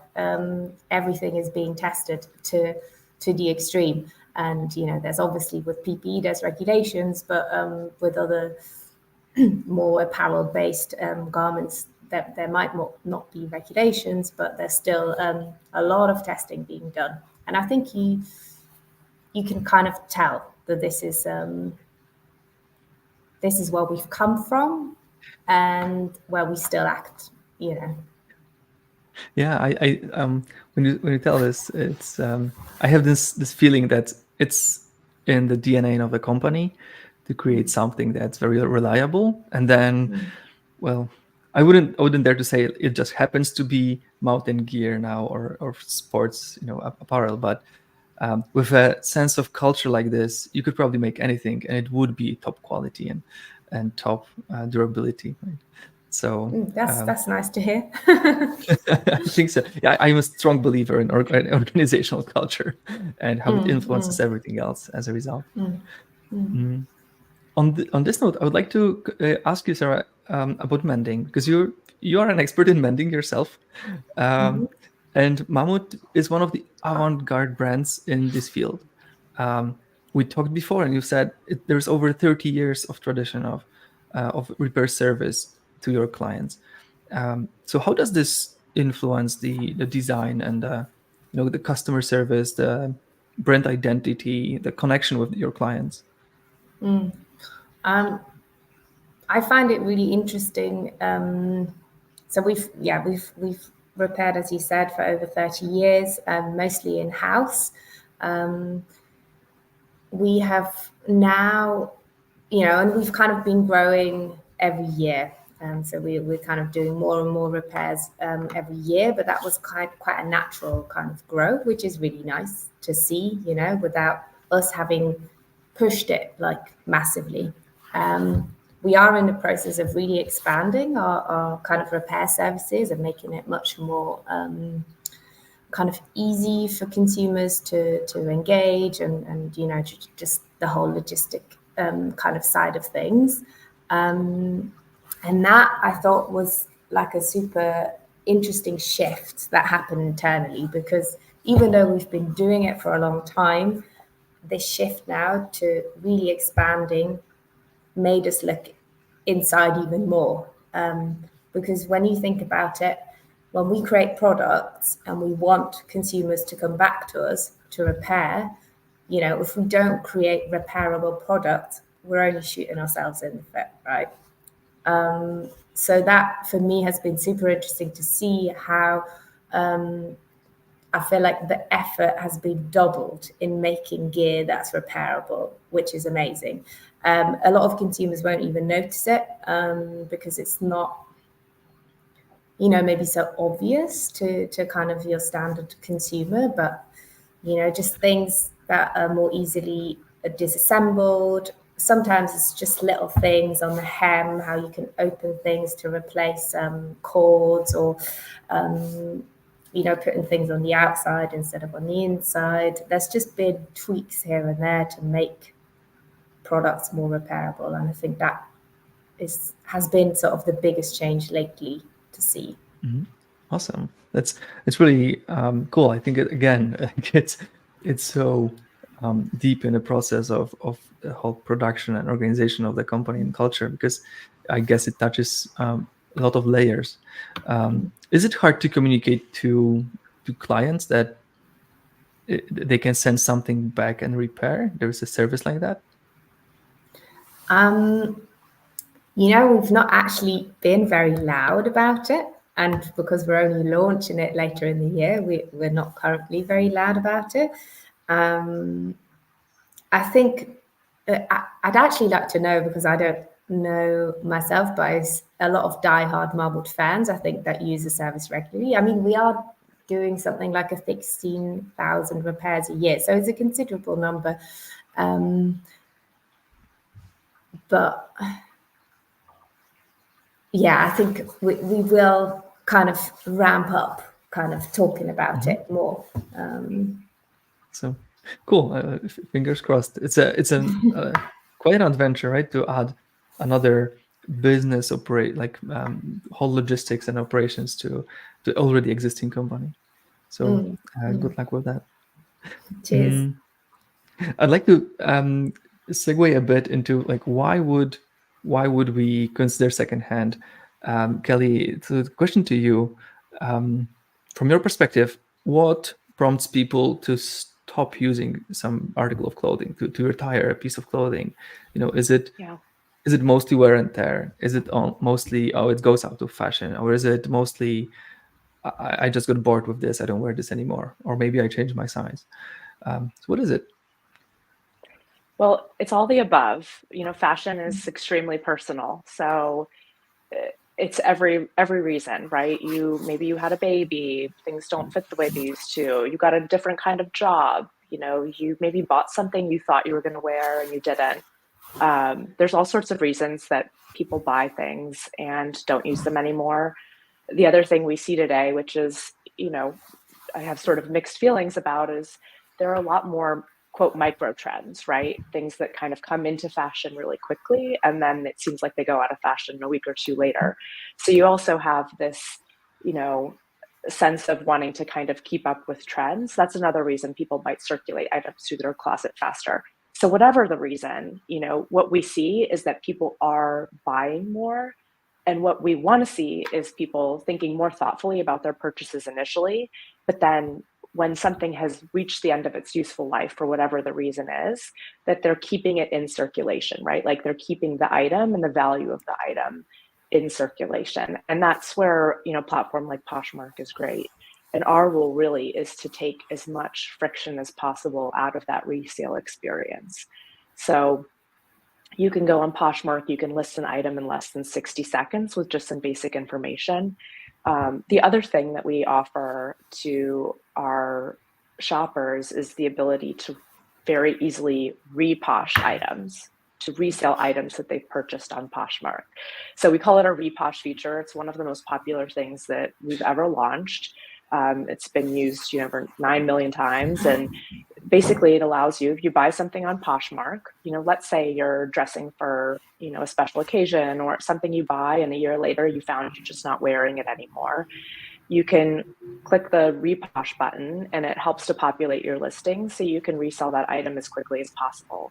And it's a really wonderful feeling because you're buying that item secondhand and then you're kind of releasing it when ready back into the market. And so it doesn't feel like you're taking something and then, maybe it's sitting, not being used in your closet. It's really about keeping items in circulation and allowing people to shop from each other's closets. And that's what Poshmark's all about. Nice. I have to ask you, do you have any data about an item that's like a leader of the, reposhed classification? So is there an item that was resold more than 10 times or 20 times? Do you keep track? It's a great question. We could pull that data. I don't have it at my fingertips today, but now that you've asked it, I'm definitely going to find out. Yeah, once you do, please post it on LinkedIn. I'm all over this idea. Yeah. Kelly, but we also talked, when we were talking before, we talked a bit about, the perceived value of items that are secondhand versus new. And you shared something very interesting with me about the perceived value and the whole idea of gifting something that's secondhand. Could you elaborate a bit on this? Yes, absolutely. So last year, Poshmark launched something called Secondhand Sunday, and it's effectively a holiday in the very busy shopping season during the holiday season. So it's the Sunday after the Thanksgiving holiday in the US. So if you're familiar with Black Friday, Cyber Monday, Secondhand Sunday is nestled right in between those 2 days. And the idea is really to encourage people to buy secondhand gifts for their loved ones every holiday season. And it's really for us about kind of changing the conversation around secondhand items. What we see generally, particularly with younger generations, is that the stigma of secondhand shopping is rapidly disappearing, right? Like people are proud to say that something is thrifted, it's authentic, it's one of a kind. And so we really want to tap into that. The other thing we learned is we partnered with Morning Consult last year on some research on people's attitudes towards secondhand gifting. And even though only a third of people are buying secondhand gifts, the research shows that over 90% of people are actually receptive to receiving one. So it's more than you or I might think. So there's more people on your list that are probably excited about getting a secondhand gift than you might think are. So what we really want to do is help to close that awareness gap. So every year, we're working with influencers, we are, running marketing campaigns, and we're offering, different events on the Poshmark platform to make it as easy as possible for people to buy secondhand gifts.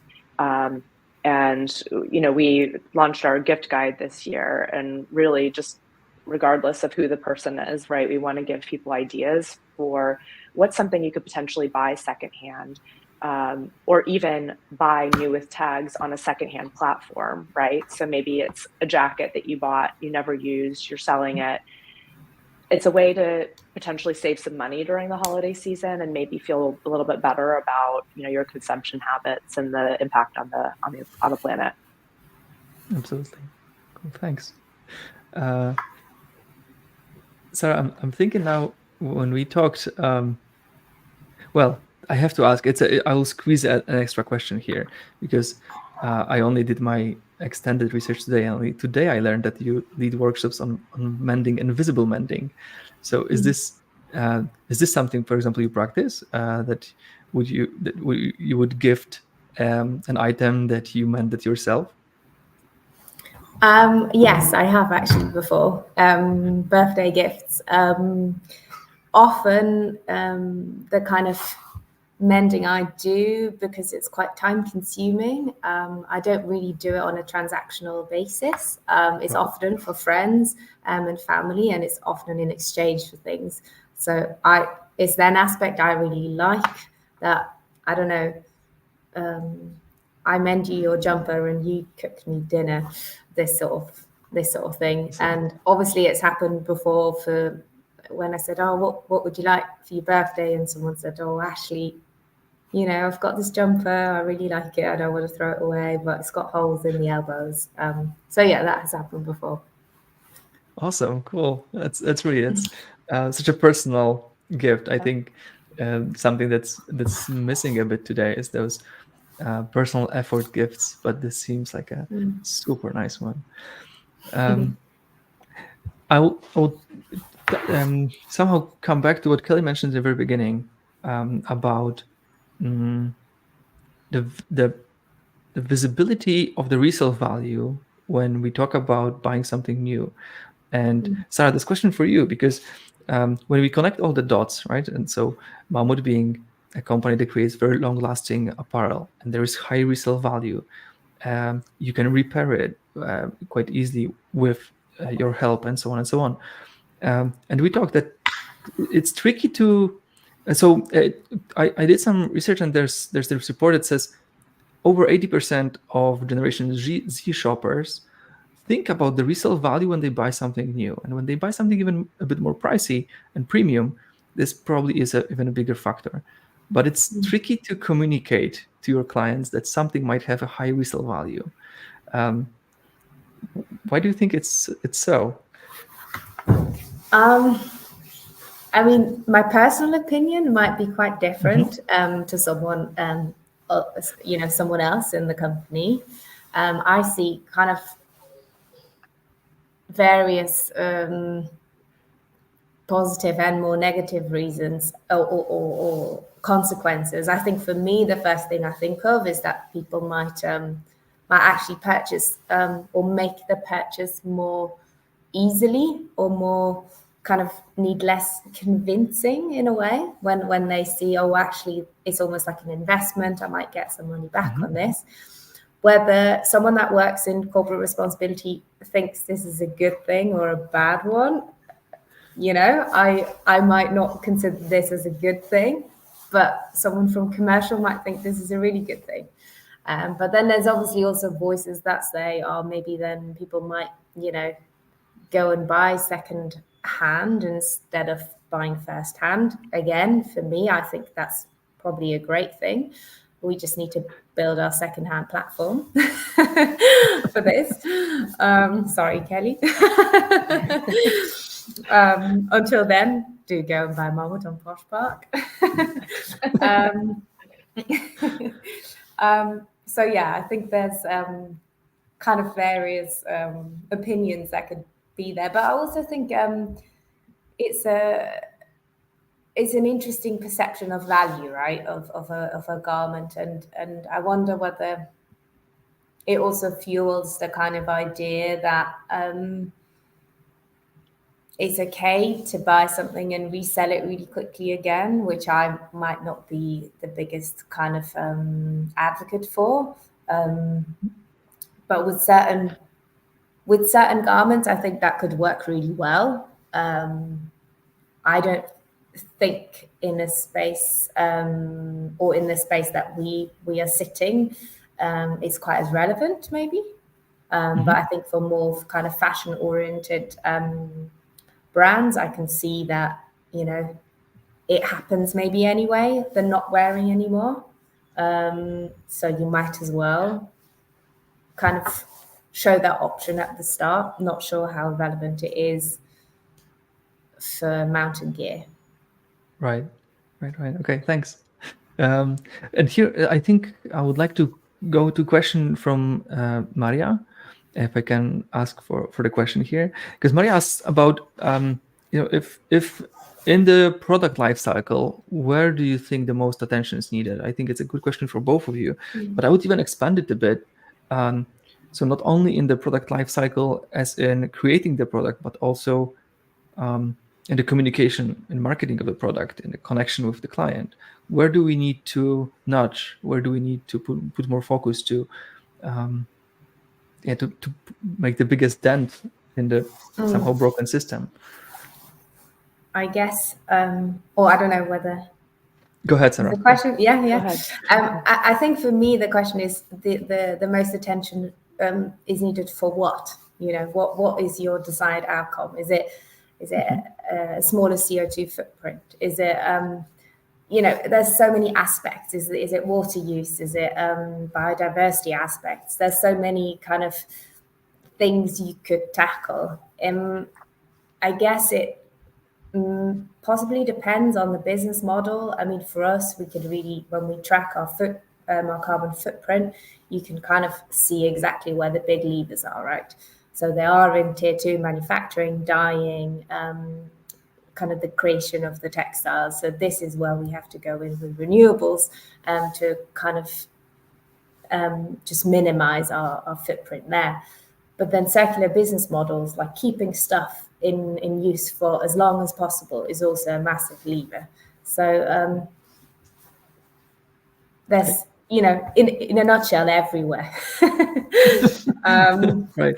But I think you have to pick your battle. You have to pick your battle as a company. And personally, I think repair is one of the most radical acts. And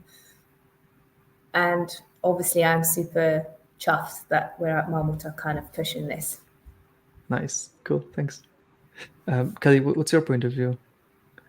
Yeah, I mean, I agree with Sarah's take. It kind of depends on like what the end goal is, but the one that I hone in on is really durability, product durability, and having items that are made to last. I think a huge part of the issue is really the broader consumption challenge, right? People buy more than they need. There's so many things that get purchased that are hardly used or not used at all. And I think starting with buying fewer things, better things that are going to last the test of time. So, you know, we know that if we double the wares of something, it does reduce carbon emissions. So if we can keep items in circulation longer, they last the test of time, those products are well made. I think it's not just good for secondhand markets. I also think it's good for primary markets, right? I think it's good for a retailer's brand. Before I was at Poshmark, I was at Levi's, and you know, we also had a repair program. We also had a secondhand program, and there was a big belief in having products that lasted the test of time, because that's how you really build brand loyalty and love, and have people coming back to buying your item, keeping it longer, and having it have true meaning to them. That's what we want to see. Cool. Thanks. With just 2 minutes left, I think I'll jump to my last and farewell question. Sarah, what are your plans for 2024? What can we, keep our fingers crossed for you and your team? What you're up to? I think that full implementation of the repair hub, the kind of new interface for just more people being able to access our repair services. So yeah. Awesome. Cool. Kelly, and for you? Yeah, I mean, this year Poshmark launched a new product called Posh Shows, and it's basically a live selling and shopping product. So you can go onto Poshmark, people are selling items from their own closet. And, I mentioned taking the friction out of buying secondhand. This is really a way that we're doing that. So, you, me, any of us, we can live stream and sell the items from our closet. I have a closet full of clothes that my children have outgrown. So it's a great way to just increase kind of the fun and ability for people to buy and shop secondhand. And we're really excited for that part of our business to continue growing. Cool. Nice. Awesome. Maybe we'll meet on live stream one day from my closet. Yeah, it's really fun. It's a little addictive. It's fun. You get to meet people. You get to know people. It's a really personal way to shop. Maybe. Okay. Awesome. Thank you for our session today. It was a pleasure to meet you. I think it's an important topic. We only scratched the surface with the 30 minutes that we had, but I'm really proud of of all the initiatives, work, and thought that's going into being part of the solution in both of your organizations. So fingers crossed. Once again, thank you, and see you soon. Thank you so much. Thank you. Bye. Bye-bye.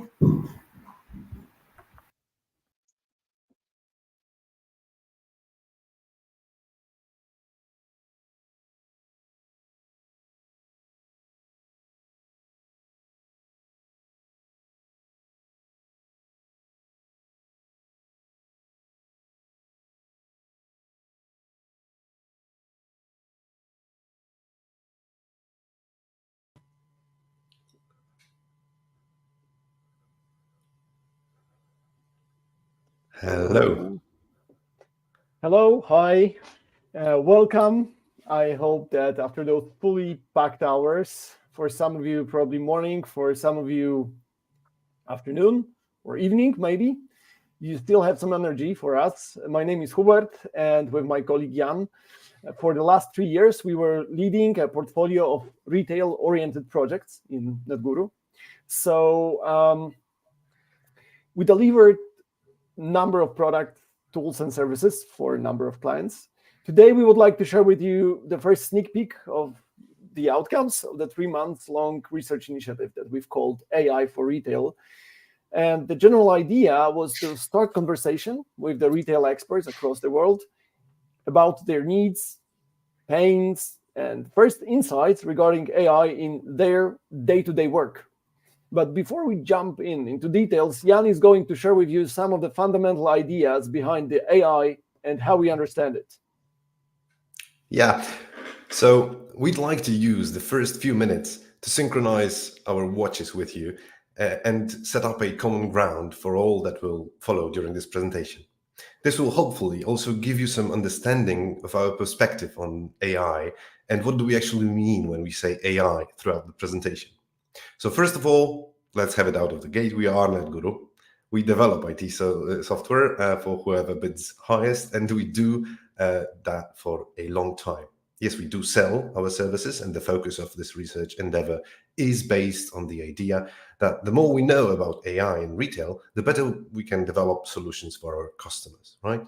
That being said, the concepts in this presentation are all fresh new, which takes me to the second point of this slide.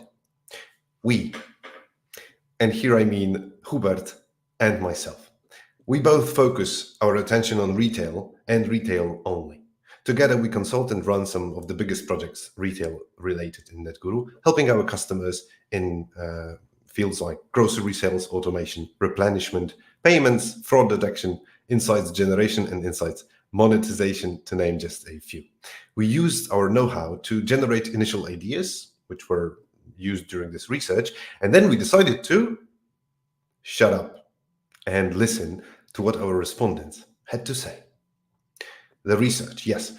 We, over the course of the last 3 months, intertwining the focus interviews with our work, we have conducted a thorough research. We will show you some insights we found, but one important caveat is that we have not finished it yet.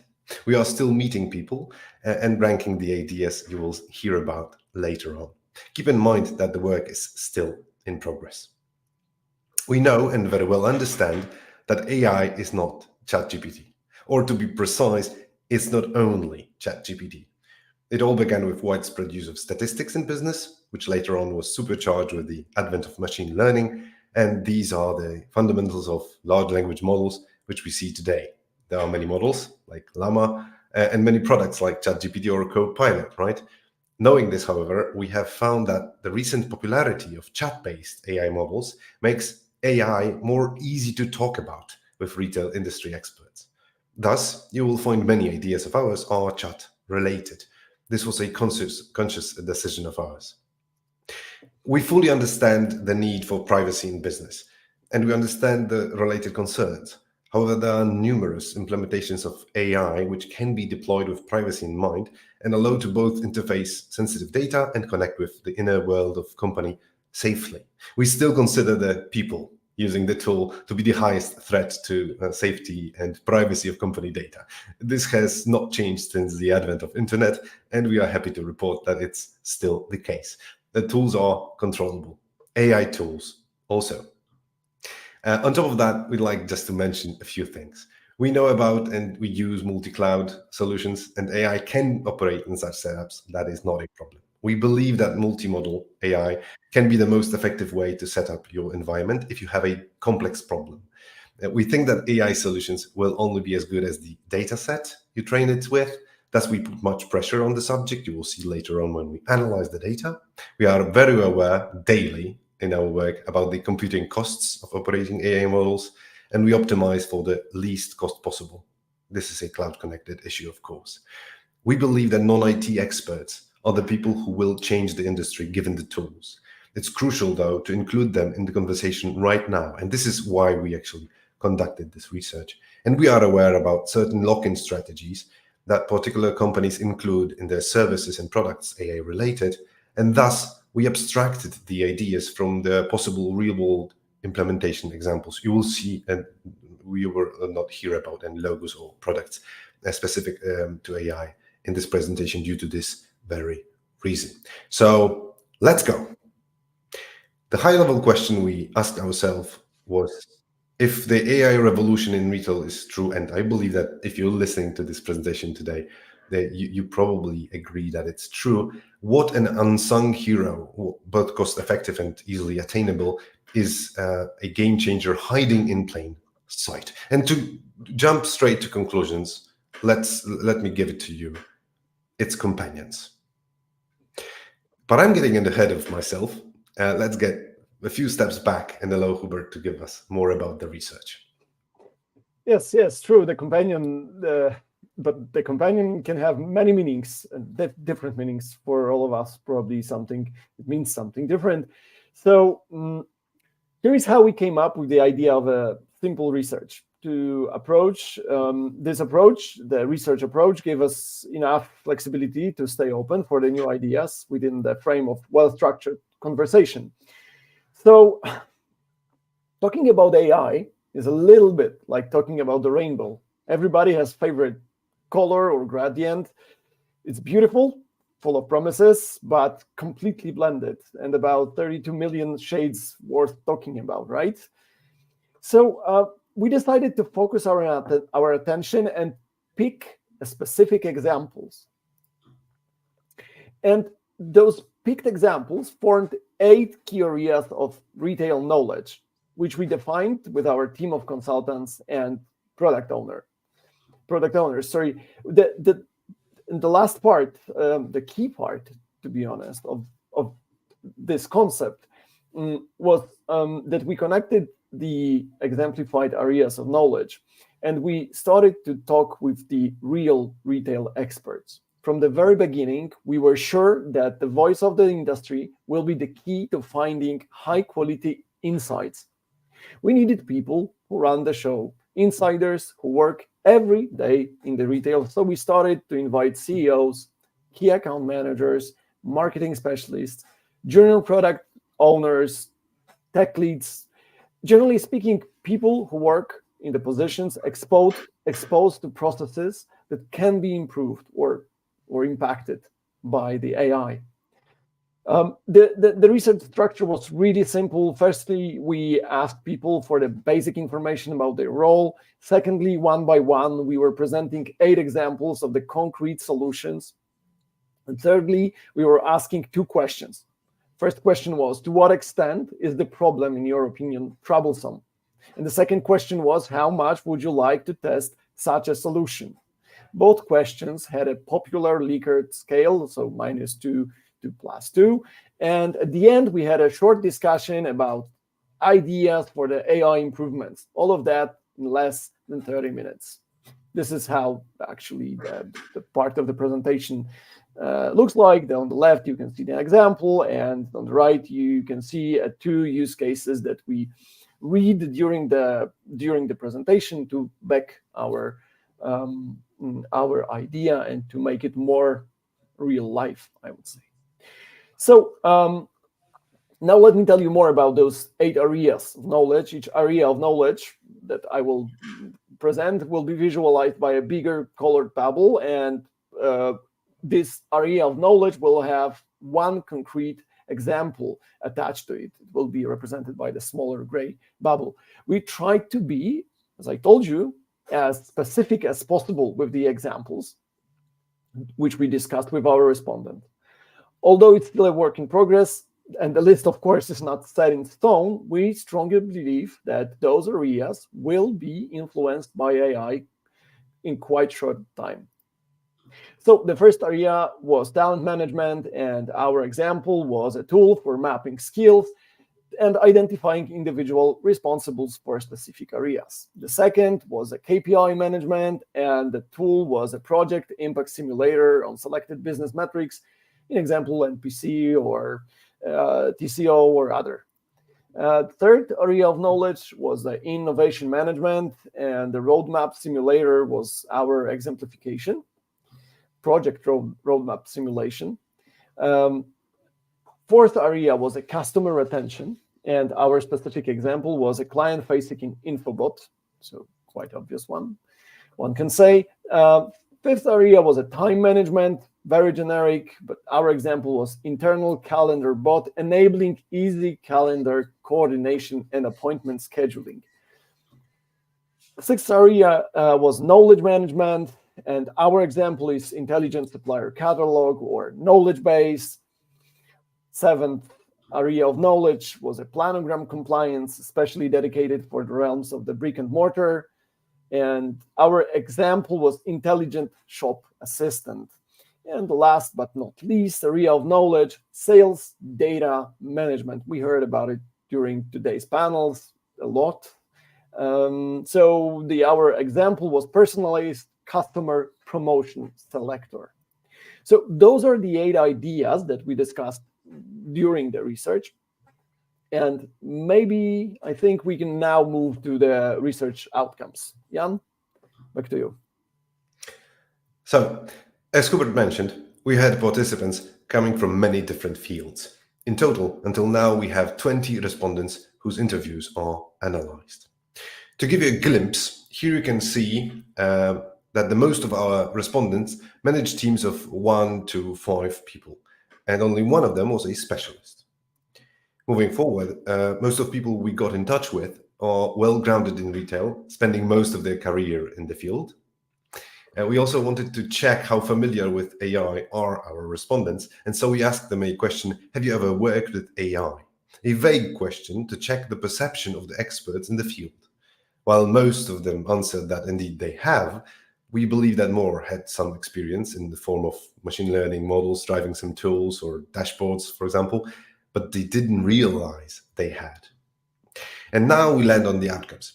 As you know, we asked the questions regarding both the perception of the problem in said area, using the question, how troublesome was it? And the question about how needed is a suggested solution. We used Likert scale from -2 to 2, and we left the scale untouched. So the outcomes, all being above 0, mean that people generally positively reacted to the problems we suggested. I think these are important, I guess, and the solutions shown. The least interesting area and solution was talent management, and the most needed and anticipated was the area of time management. We checked that also with the max numbers on the right, and the insights hold. However, planogram compliance seems to be the next $1 million solution, right? And we know many startups trying to figure it out, while we here clearly see that our respondents didn't consider this one to be important. I decided to dig deeper and check for the average deviation between the answers within given factor. And surely enough, here you can see that both talent management and planogram compliance have very high average deviations, these colors on the right. This means that the jury was polarized about those problems and solutions. After giving it a little thought, we came to the conclusion: retail nowadays means both brick and mortar and e-commerce.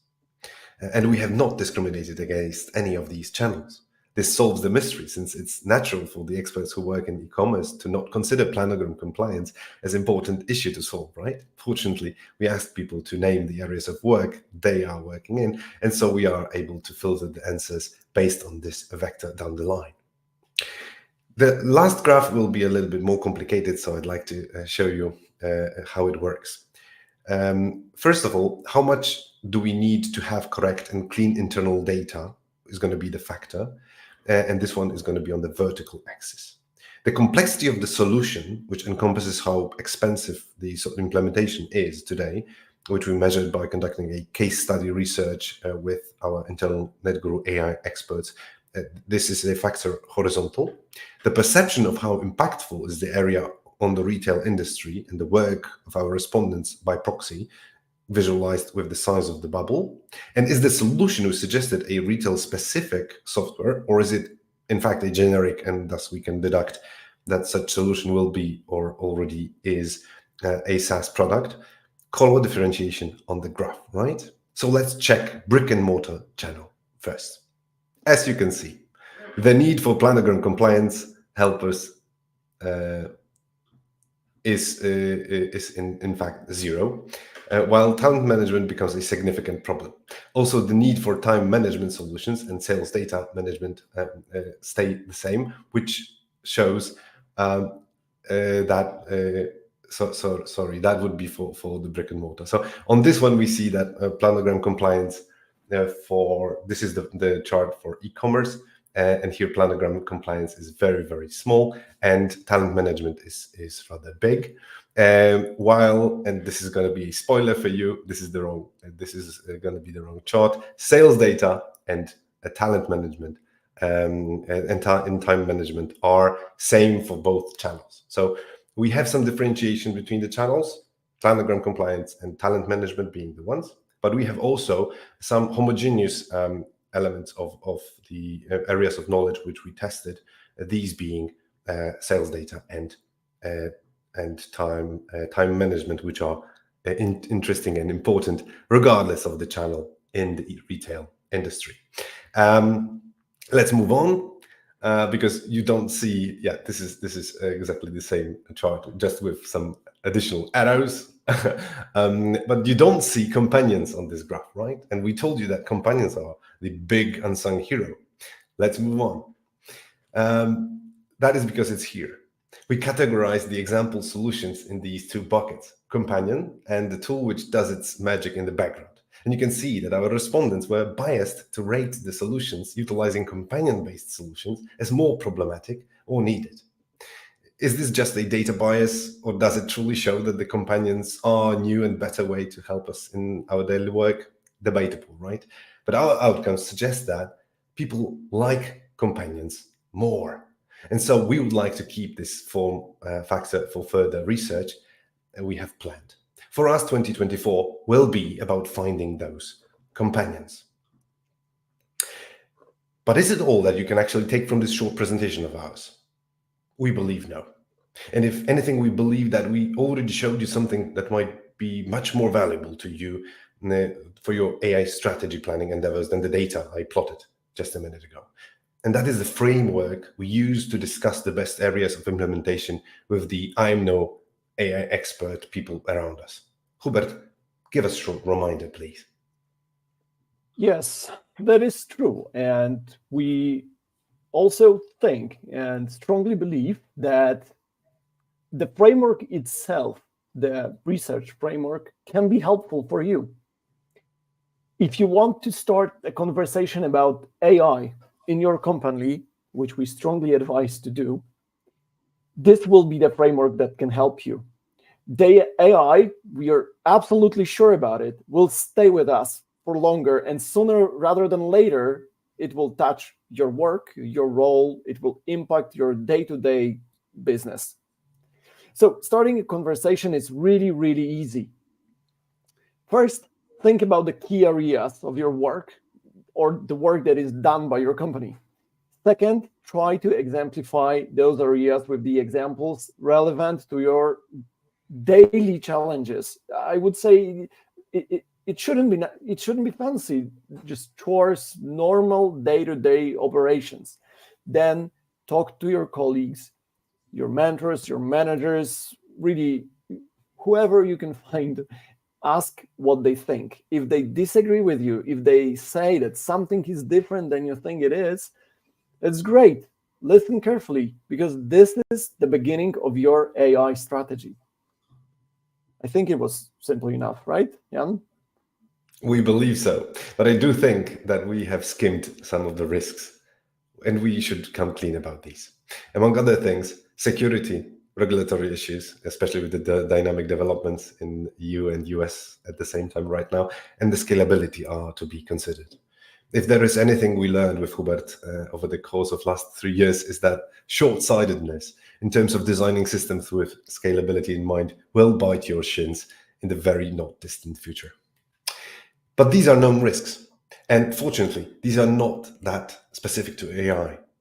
Now we have some means to cover those risks, right? For now, though, stay positive. Build your AI strategies, implement your ideas, and have fun, because the AI revolution, we believe, is a great one in retail. And to start, we'd like to provide you with our framework and the ideas. If you'd like that, please reach Hubert or myself on LinkedIn. Take part in our research. This is just a one-on-one short online talk. Don't disqualify yourself with the "I'm no AI expert." Nobody is, and it's not about AI experts here.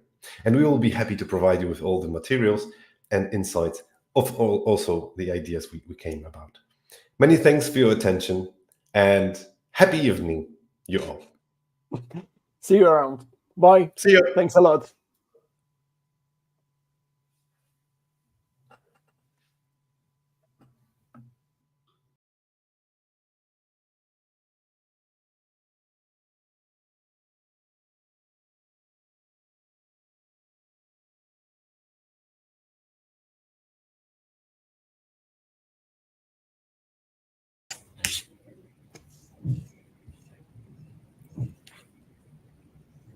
Hello, everyone.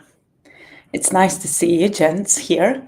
Yeah, last panel. And if you watch any of the fashion shows, you know who's the most important, the one who starts and the one who ends. So we are in a good place here, because Philip was bragging about his panels being the best, but well, this is where we are. So let me introduce our amazing guests today. We have Jacet, Mohammed, and Fame here with us. And gents, I will let you introduce ourselves to our viewers. Mohammed, maybe we'll start with you.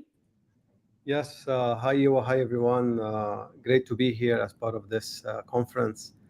And as you were saying, hopefully the best for last. I lead product for platform squads at Careem.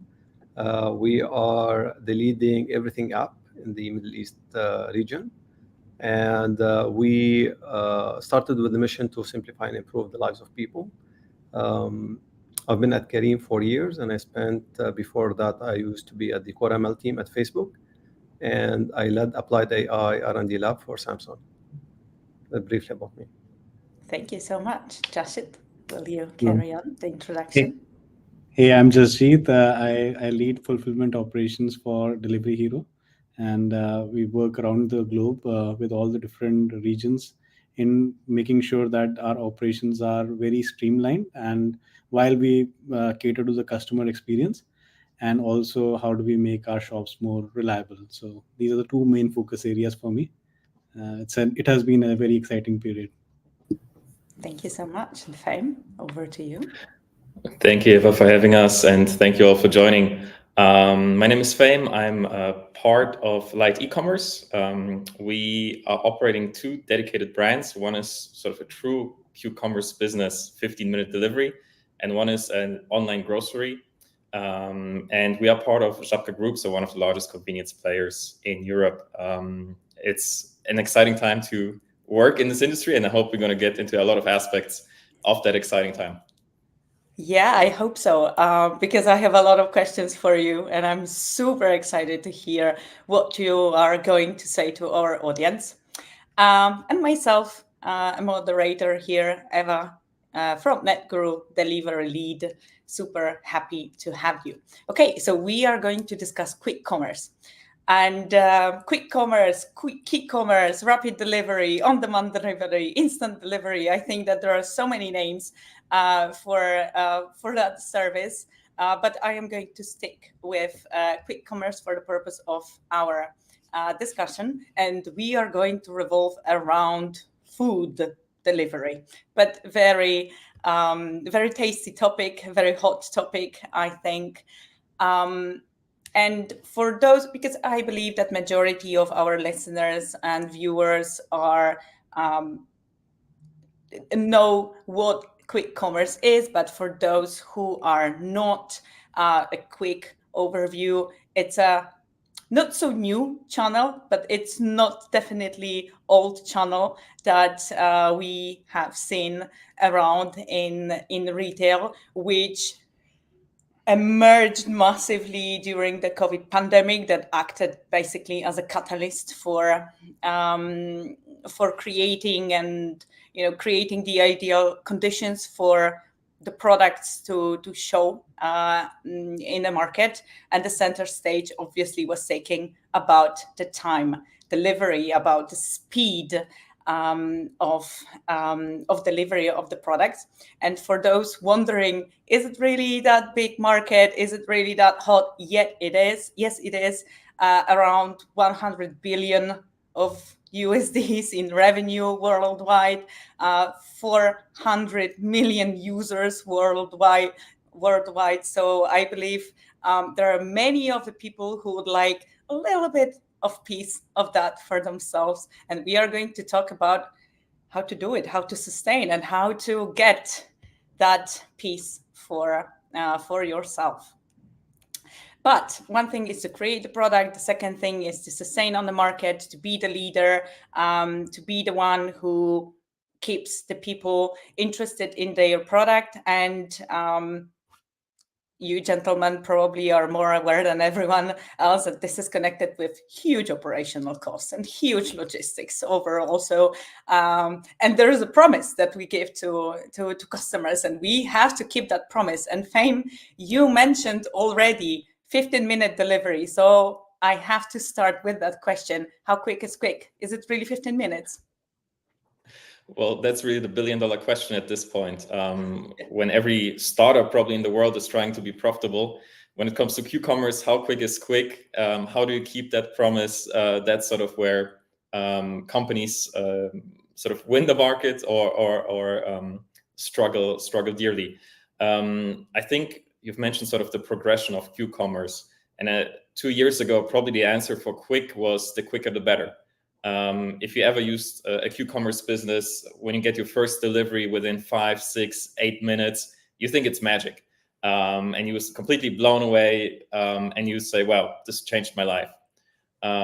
So, as part of our business, we obviously done some market research. We listen to customers, and we're just curious, well, if it's magic, how do you value this magic? Would you pay a fee for speed? Would you accept fewer products? What's sort of your, how do you buy into that magic? And everybody told us, look, I love to get my groceries in 8 minutes, but if it's in 15, 20, or 25 minutes, I'm all happy. And sometimes it's even bothering me if it's too quick because I didn't manage to get that shower, get kids to bed, whatever it is that I wanted to do in the meantime. What we see, however, is that the second you sort of move towards the 30-minute mark and beyond, you get a lot of frustration. So that's the pushback you mentioned. If you don't deliver on that promise, and if it's especially a Q-commerce vision, so we're not talking about full basket online delivery, that 30-minute mark is really critical. Yeah, thank you. And yeah, this is something that I also read about and heard, that there is this specific time period that you have to fit, and then it should work in your favor as somebody who has the product. But you mentioned also listening to customers, and this is connected with that promise. We are, sharing with the people, this is 15-minute delivery, this is 20-minute delivery, but here comes logistics, here comes the operation, how to do it, how to be really that efficient, and how, where is the product promise and where is that product optimization? And this is something that I would like to ask Mohammed, like, how do you balance that, and how integral is that customer feedback and that promise that we are giving them in comparison to what we can really achieve? Yeah, so at Careem, in the mobility of things and quick commerce, we have two offerings. We have the food delivery and we have the grocery delivery. On the grocery delivery, we call it quick. So quick is the name, like is part of the brand, so it's part of the value proposition. And when we were looking at the delivery time value prop, as Fine mentioned, right, we start to talk to the customer. And what we observed are two things. Number one is that depending on the market, there's a market conditioning for the customer. So if you deliver 30 minutes and the competition is delivering 40 minutes, then you are fast. If you deliver 30 minutes and competition is delivering 20 minutes, then you're late, you're slow. So this is the market conditioning per city where we open the service is important to understand where the market conditioning for our user. Second is the promise that you set. So if you start with a big shout from the marketing point of view that you deliver in 15 minutes and you deliver in 20, that priming and that anchoring on the psychology of the customer that, hey, it's a 15 minutes delivery and you deliver in 20, then you're late. And if you deliver, 13 or 12, then you're fine, you're okay. So with this, we also, in addition to talking to customers, we looked at the data. So also, wanted to hear the voice of the data and statistics. What do we see from the data? So in the region or in the markets that we operate in, we looked at the contact rate. Where do we see customer calling care or reaching out to understand where the order is, or they have a feedback on the order? So we look at the contact rate, and we looked at the rating of the orders, rating of the delivery. And we saw the inflection point around 40 minutes. So what we want to do is avoid as much as possible the 40 minutes thresholds. So we designed on food delivery that we don't want to exceed the 40 minutes threshold, because we've seen from the data is telling us your contact rate will start to increase, your rating will start to decrease around that threshold. So this is what you observe on the food. On the delivery side, on the grocery delivery side, on quick, we typically deliver between 15 and 20 minutes. In grocery delivery, we run a network of dark stores, and we have to be very cognizant in scaling up in a prudent, economically prudent way. If you want to decrease the delivery time, your cost will increase, will have a quadratic cost implication. So your cost will increase quadratically. So if I want to decrease my delivery time by half, my cost will most likely increase by 4. So therefore, as Fine mentioned, you have to be sustainable. So you have to really address that delivery time and that value prop very consciously. And otherwise, if you go, hey, I want to deliver in 15 or 10 or 12 minutes, you could do it at your own peril, right? You might not be able to survive or to deliver on that. Yeah, sustainability is one thing. How to be profitable in that instance. This is the question. Just what is your approach here? So do you have a similar view, and also looking at the trends? So Mohammed said, yeah, we are looking 40 minutes. This is the trend that we are seeing. Are you trying to stay ahead of this trends, or are you trying to respond to what customers are sharing in order to create a product that really fits the market needs? So I think this has also become a standard playbook. Like, how do you listen to your customers? Through data, through research, through voice. So again, like, we operate at a global scale where regions are also eyes and ears for what we understand of the market, right? And we try to live a life of a customer where we spend more time also in a dark store or with the vendors to kind of understand their pain points. So all of these signals, right, where you're talking about qualitative data, you're talking about quantitative data, you're talking about different signals that help us formulate, okay, what is the right way to play, right? Like as Mohammed said, right, like in some markets 20 minutes is fast, in some markets even that 20 minutes is slow, right? Depends on market, depends on how you're operating, depends on the promise that you have kept, right? So typically you would in a typical product development cycle, you would start with your problem discovery, where you would actually look at like signals, as Mohammed said, right, either in data or through the voice of the customer. Based on that, you come out with, okay, what are the problems that you really want to fix, and then you look at validation of how do you want to solve it. There could be a million ways in which you could solve those problems. What is the cheapest way in which you can kind of validate and get to the market quickly? And then from there on, the whole cycle continues, and while kind of innovating and building more products around that. Yeah, I'm very happy that you mentioned that innovation and the checking and iteration, because this is something, you have to check whether this is something that is profitable for you, or there's any return of the investment in the innovation that you are introducing. And I cannot help but throw AI into it, because, hey, we've built the whole event about the AI, and where is that innovation? Like what we are looking for, what we are striving for, is the AI helping here, and is it helping on a side that customers are seeing, or is it helping more within this operational side of your business that you are having? Fane, maybe you can shed a light, like how do you balance that need for innovation with the reality, with the possibilities and possible return of the investment, because those are costly things. Absolutely. I think one, you've mentioned that, and sort of what I caught from the presentation before, is we're really in a time where AI is no longer optional.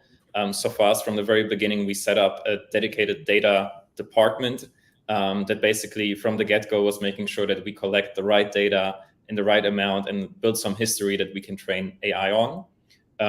Practically, a lot of this innovation is happening currently, I would say, on the back end. So operationally, orders, how do you minimize food waste? All these things are already heavily AI driven. On the front end, I think we see some nice, what I would still call gimmicks, but it's still there. But if you expand larger to your question, how do you deal with innovation?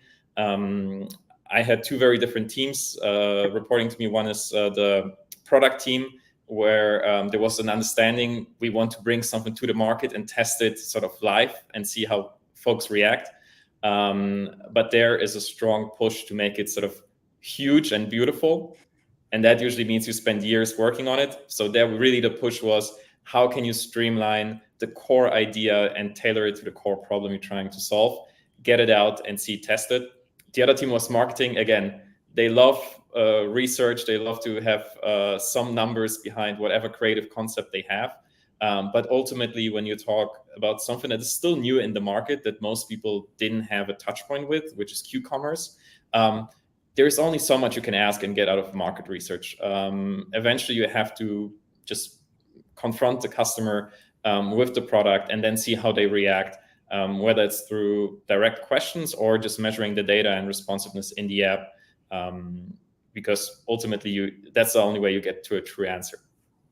Yeah, exactly. And when you have the research, one thing is what people say, and the other thing, what is really what you see in your products, how they are really reacted to the innovation that you are bringing, or to the new solutions, functionalities, and the product overall. And just going deeper into the innovation. What is even the innovation? Because it can mean everything for everyone and nothing for the other people. It's just a word. But how do you prioritize that need for innovation? How do you align it with the market conditions?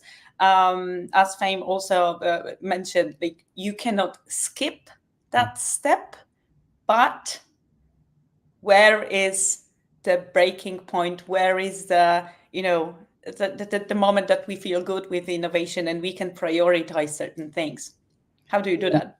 Sure. So let's go a level deeper into innovation, right? What is the need for innovation? Innovation, in my mind, is problem reframing. Problem, how do you understand your problem?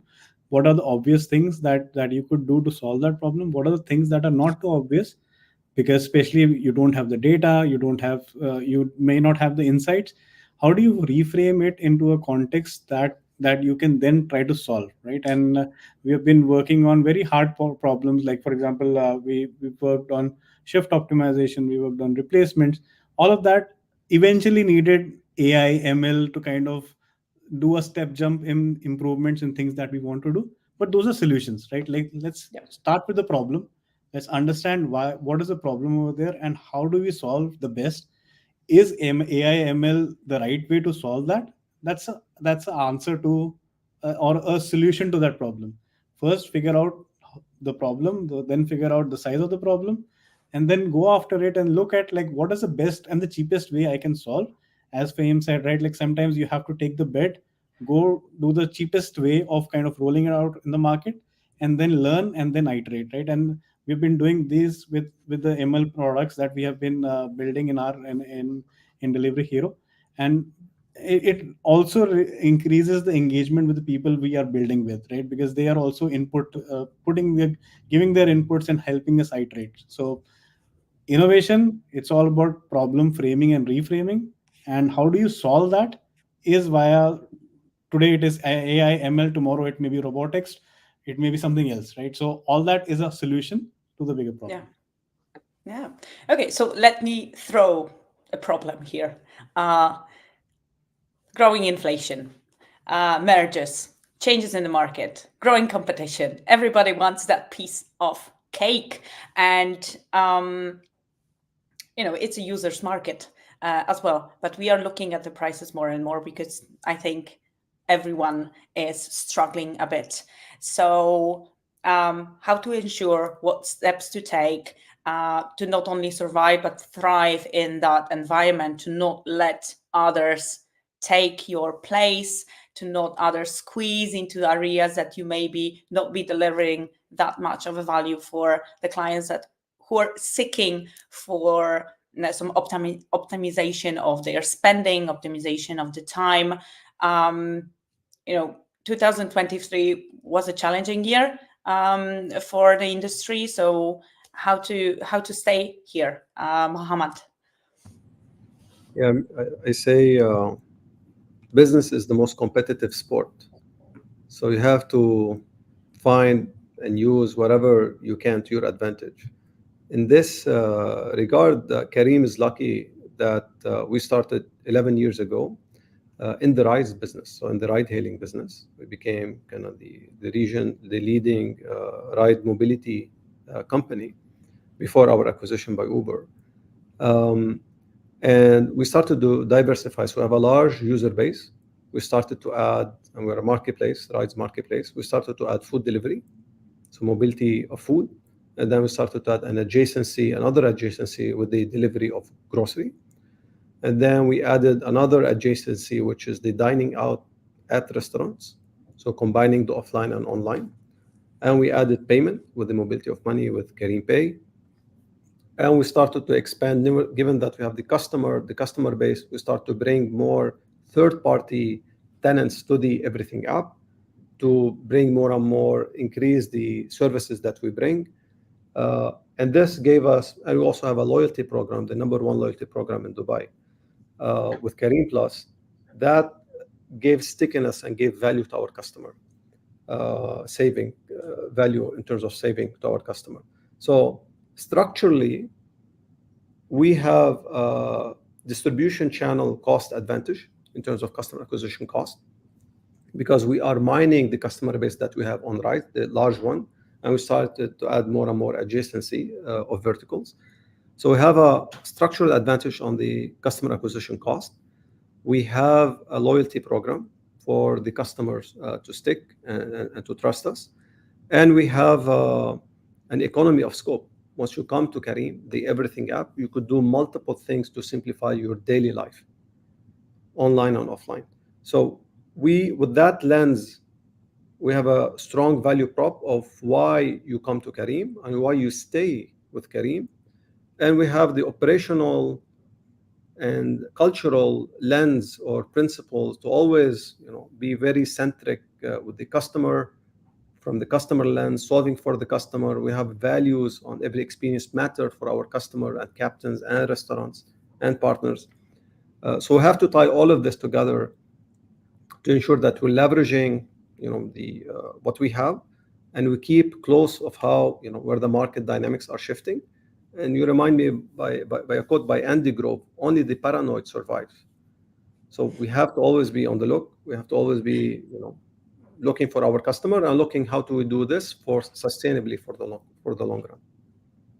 Yeah, so Jesse, do you think like there are any specific qualities that we should have when it comes to food delivery, or is it building a super app and having all those features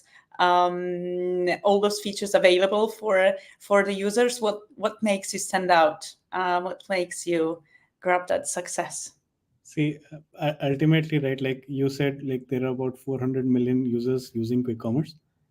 But to be honest, that is just a percentage, a small percentage of the people that use e-commerce or other ways or retail, right? Like it's just scratching the surface right now. So my main competition is not even the competition that we are talking about, right? It's for me, it is for me to understand what does Eva need in order to order online versus going to the next store outside, right? Like that is the simplicity that we need to think in. What is going on in your mind when you think of buying groceries, right?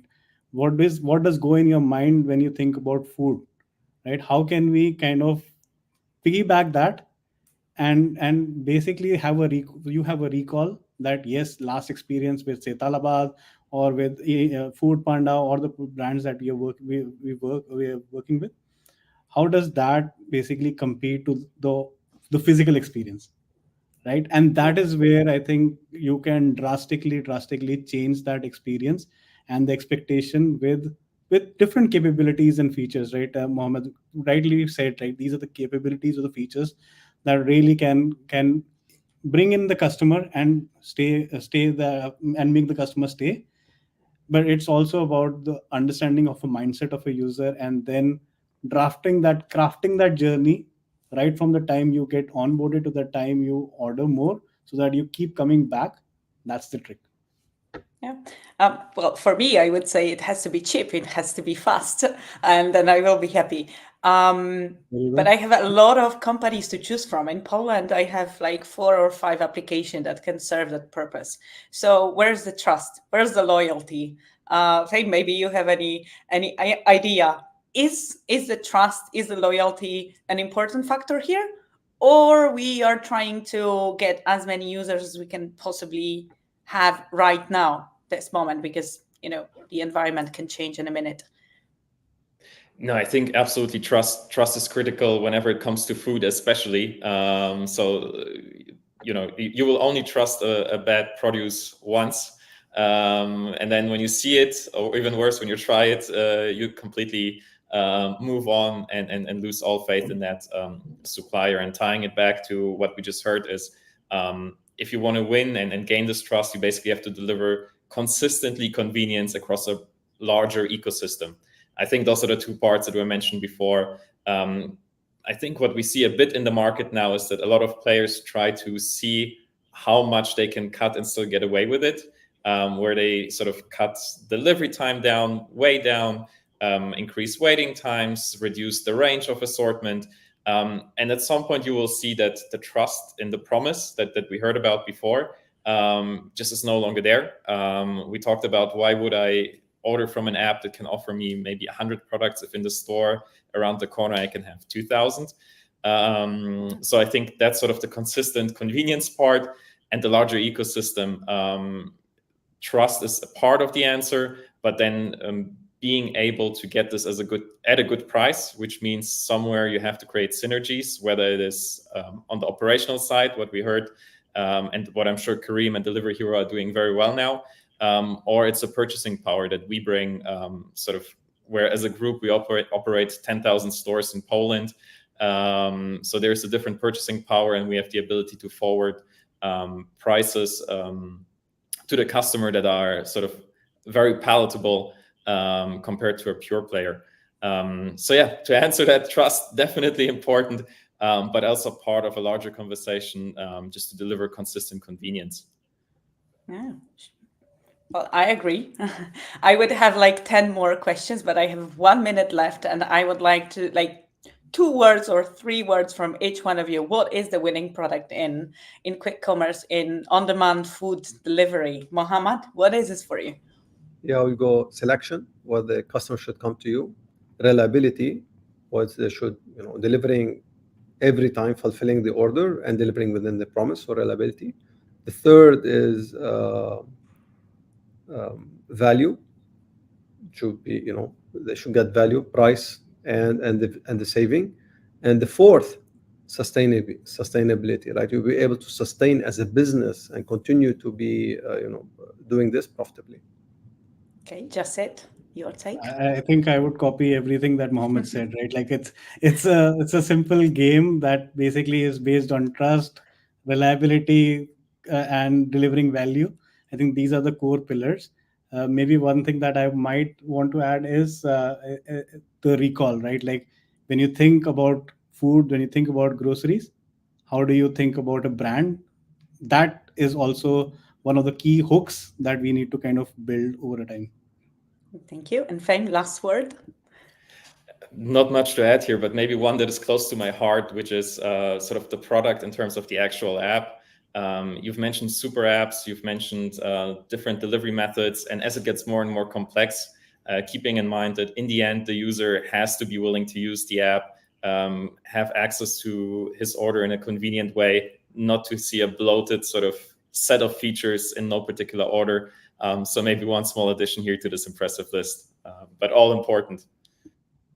Thank you so much, gentlemen. And how to do it, how to sustain is a sweet, sweet mystery that you are keeping to yourself so that your businesses can thrive. Thank you so much for being in the discussion. I loved that conversation, and I would like to have it longer. Maybe we should organize a second meeting in anytime soon. So, gentlemen, again, thank you so much. And on behalf of NetGuru, I would like to thank everyone who participated in our Disruption Forum, all the panelists, all people who are seeing us and listening to us, and obviously all the moderators. Thank you again. And yeah, let's meet again. Thank you. Thank you, NetGuru. Thank you, everyone. Thank you. Thank you all.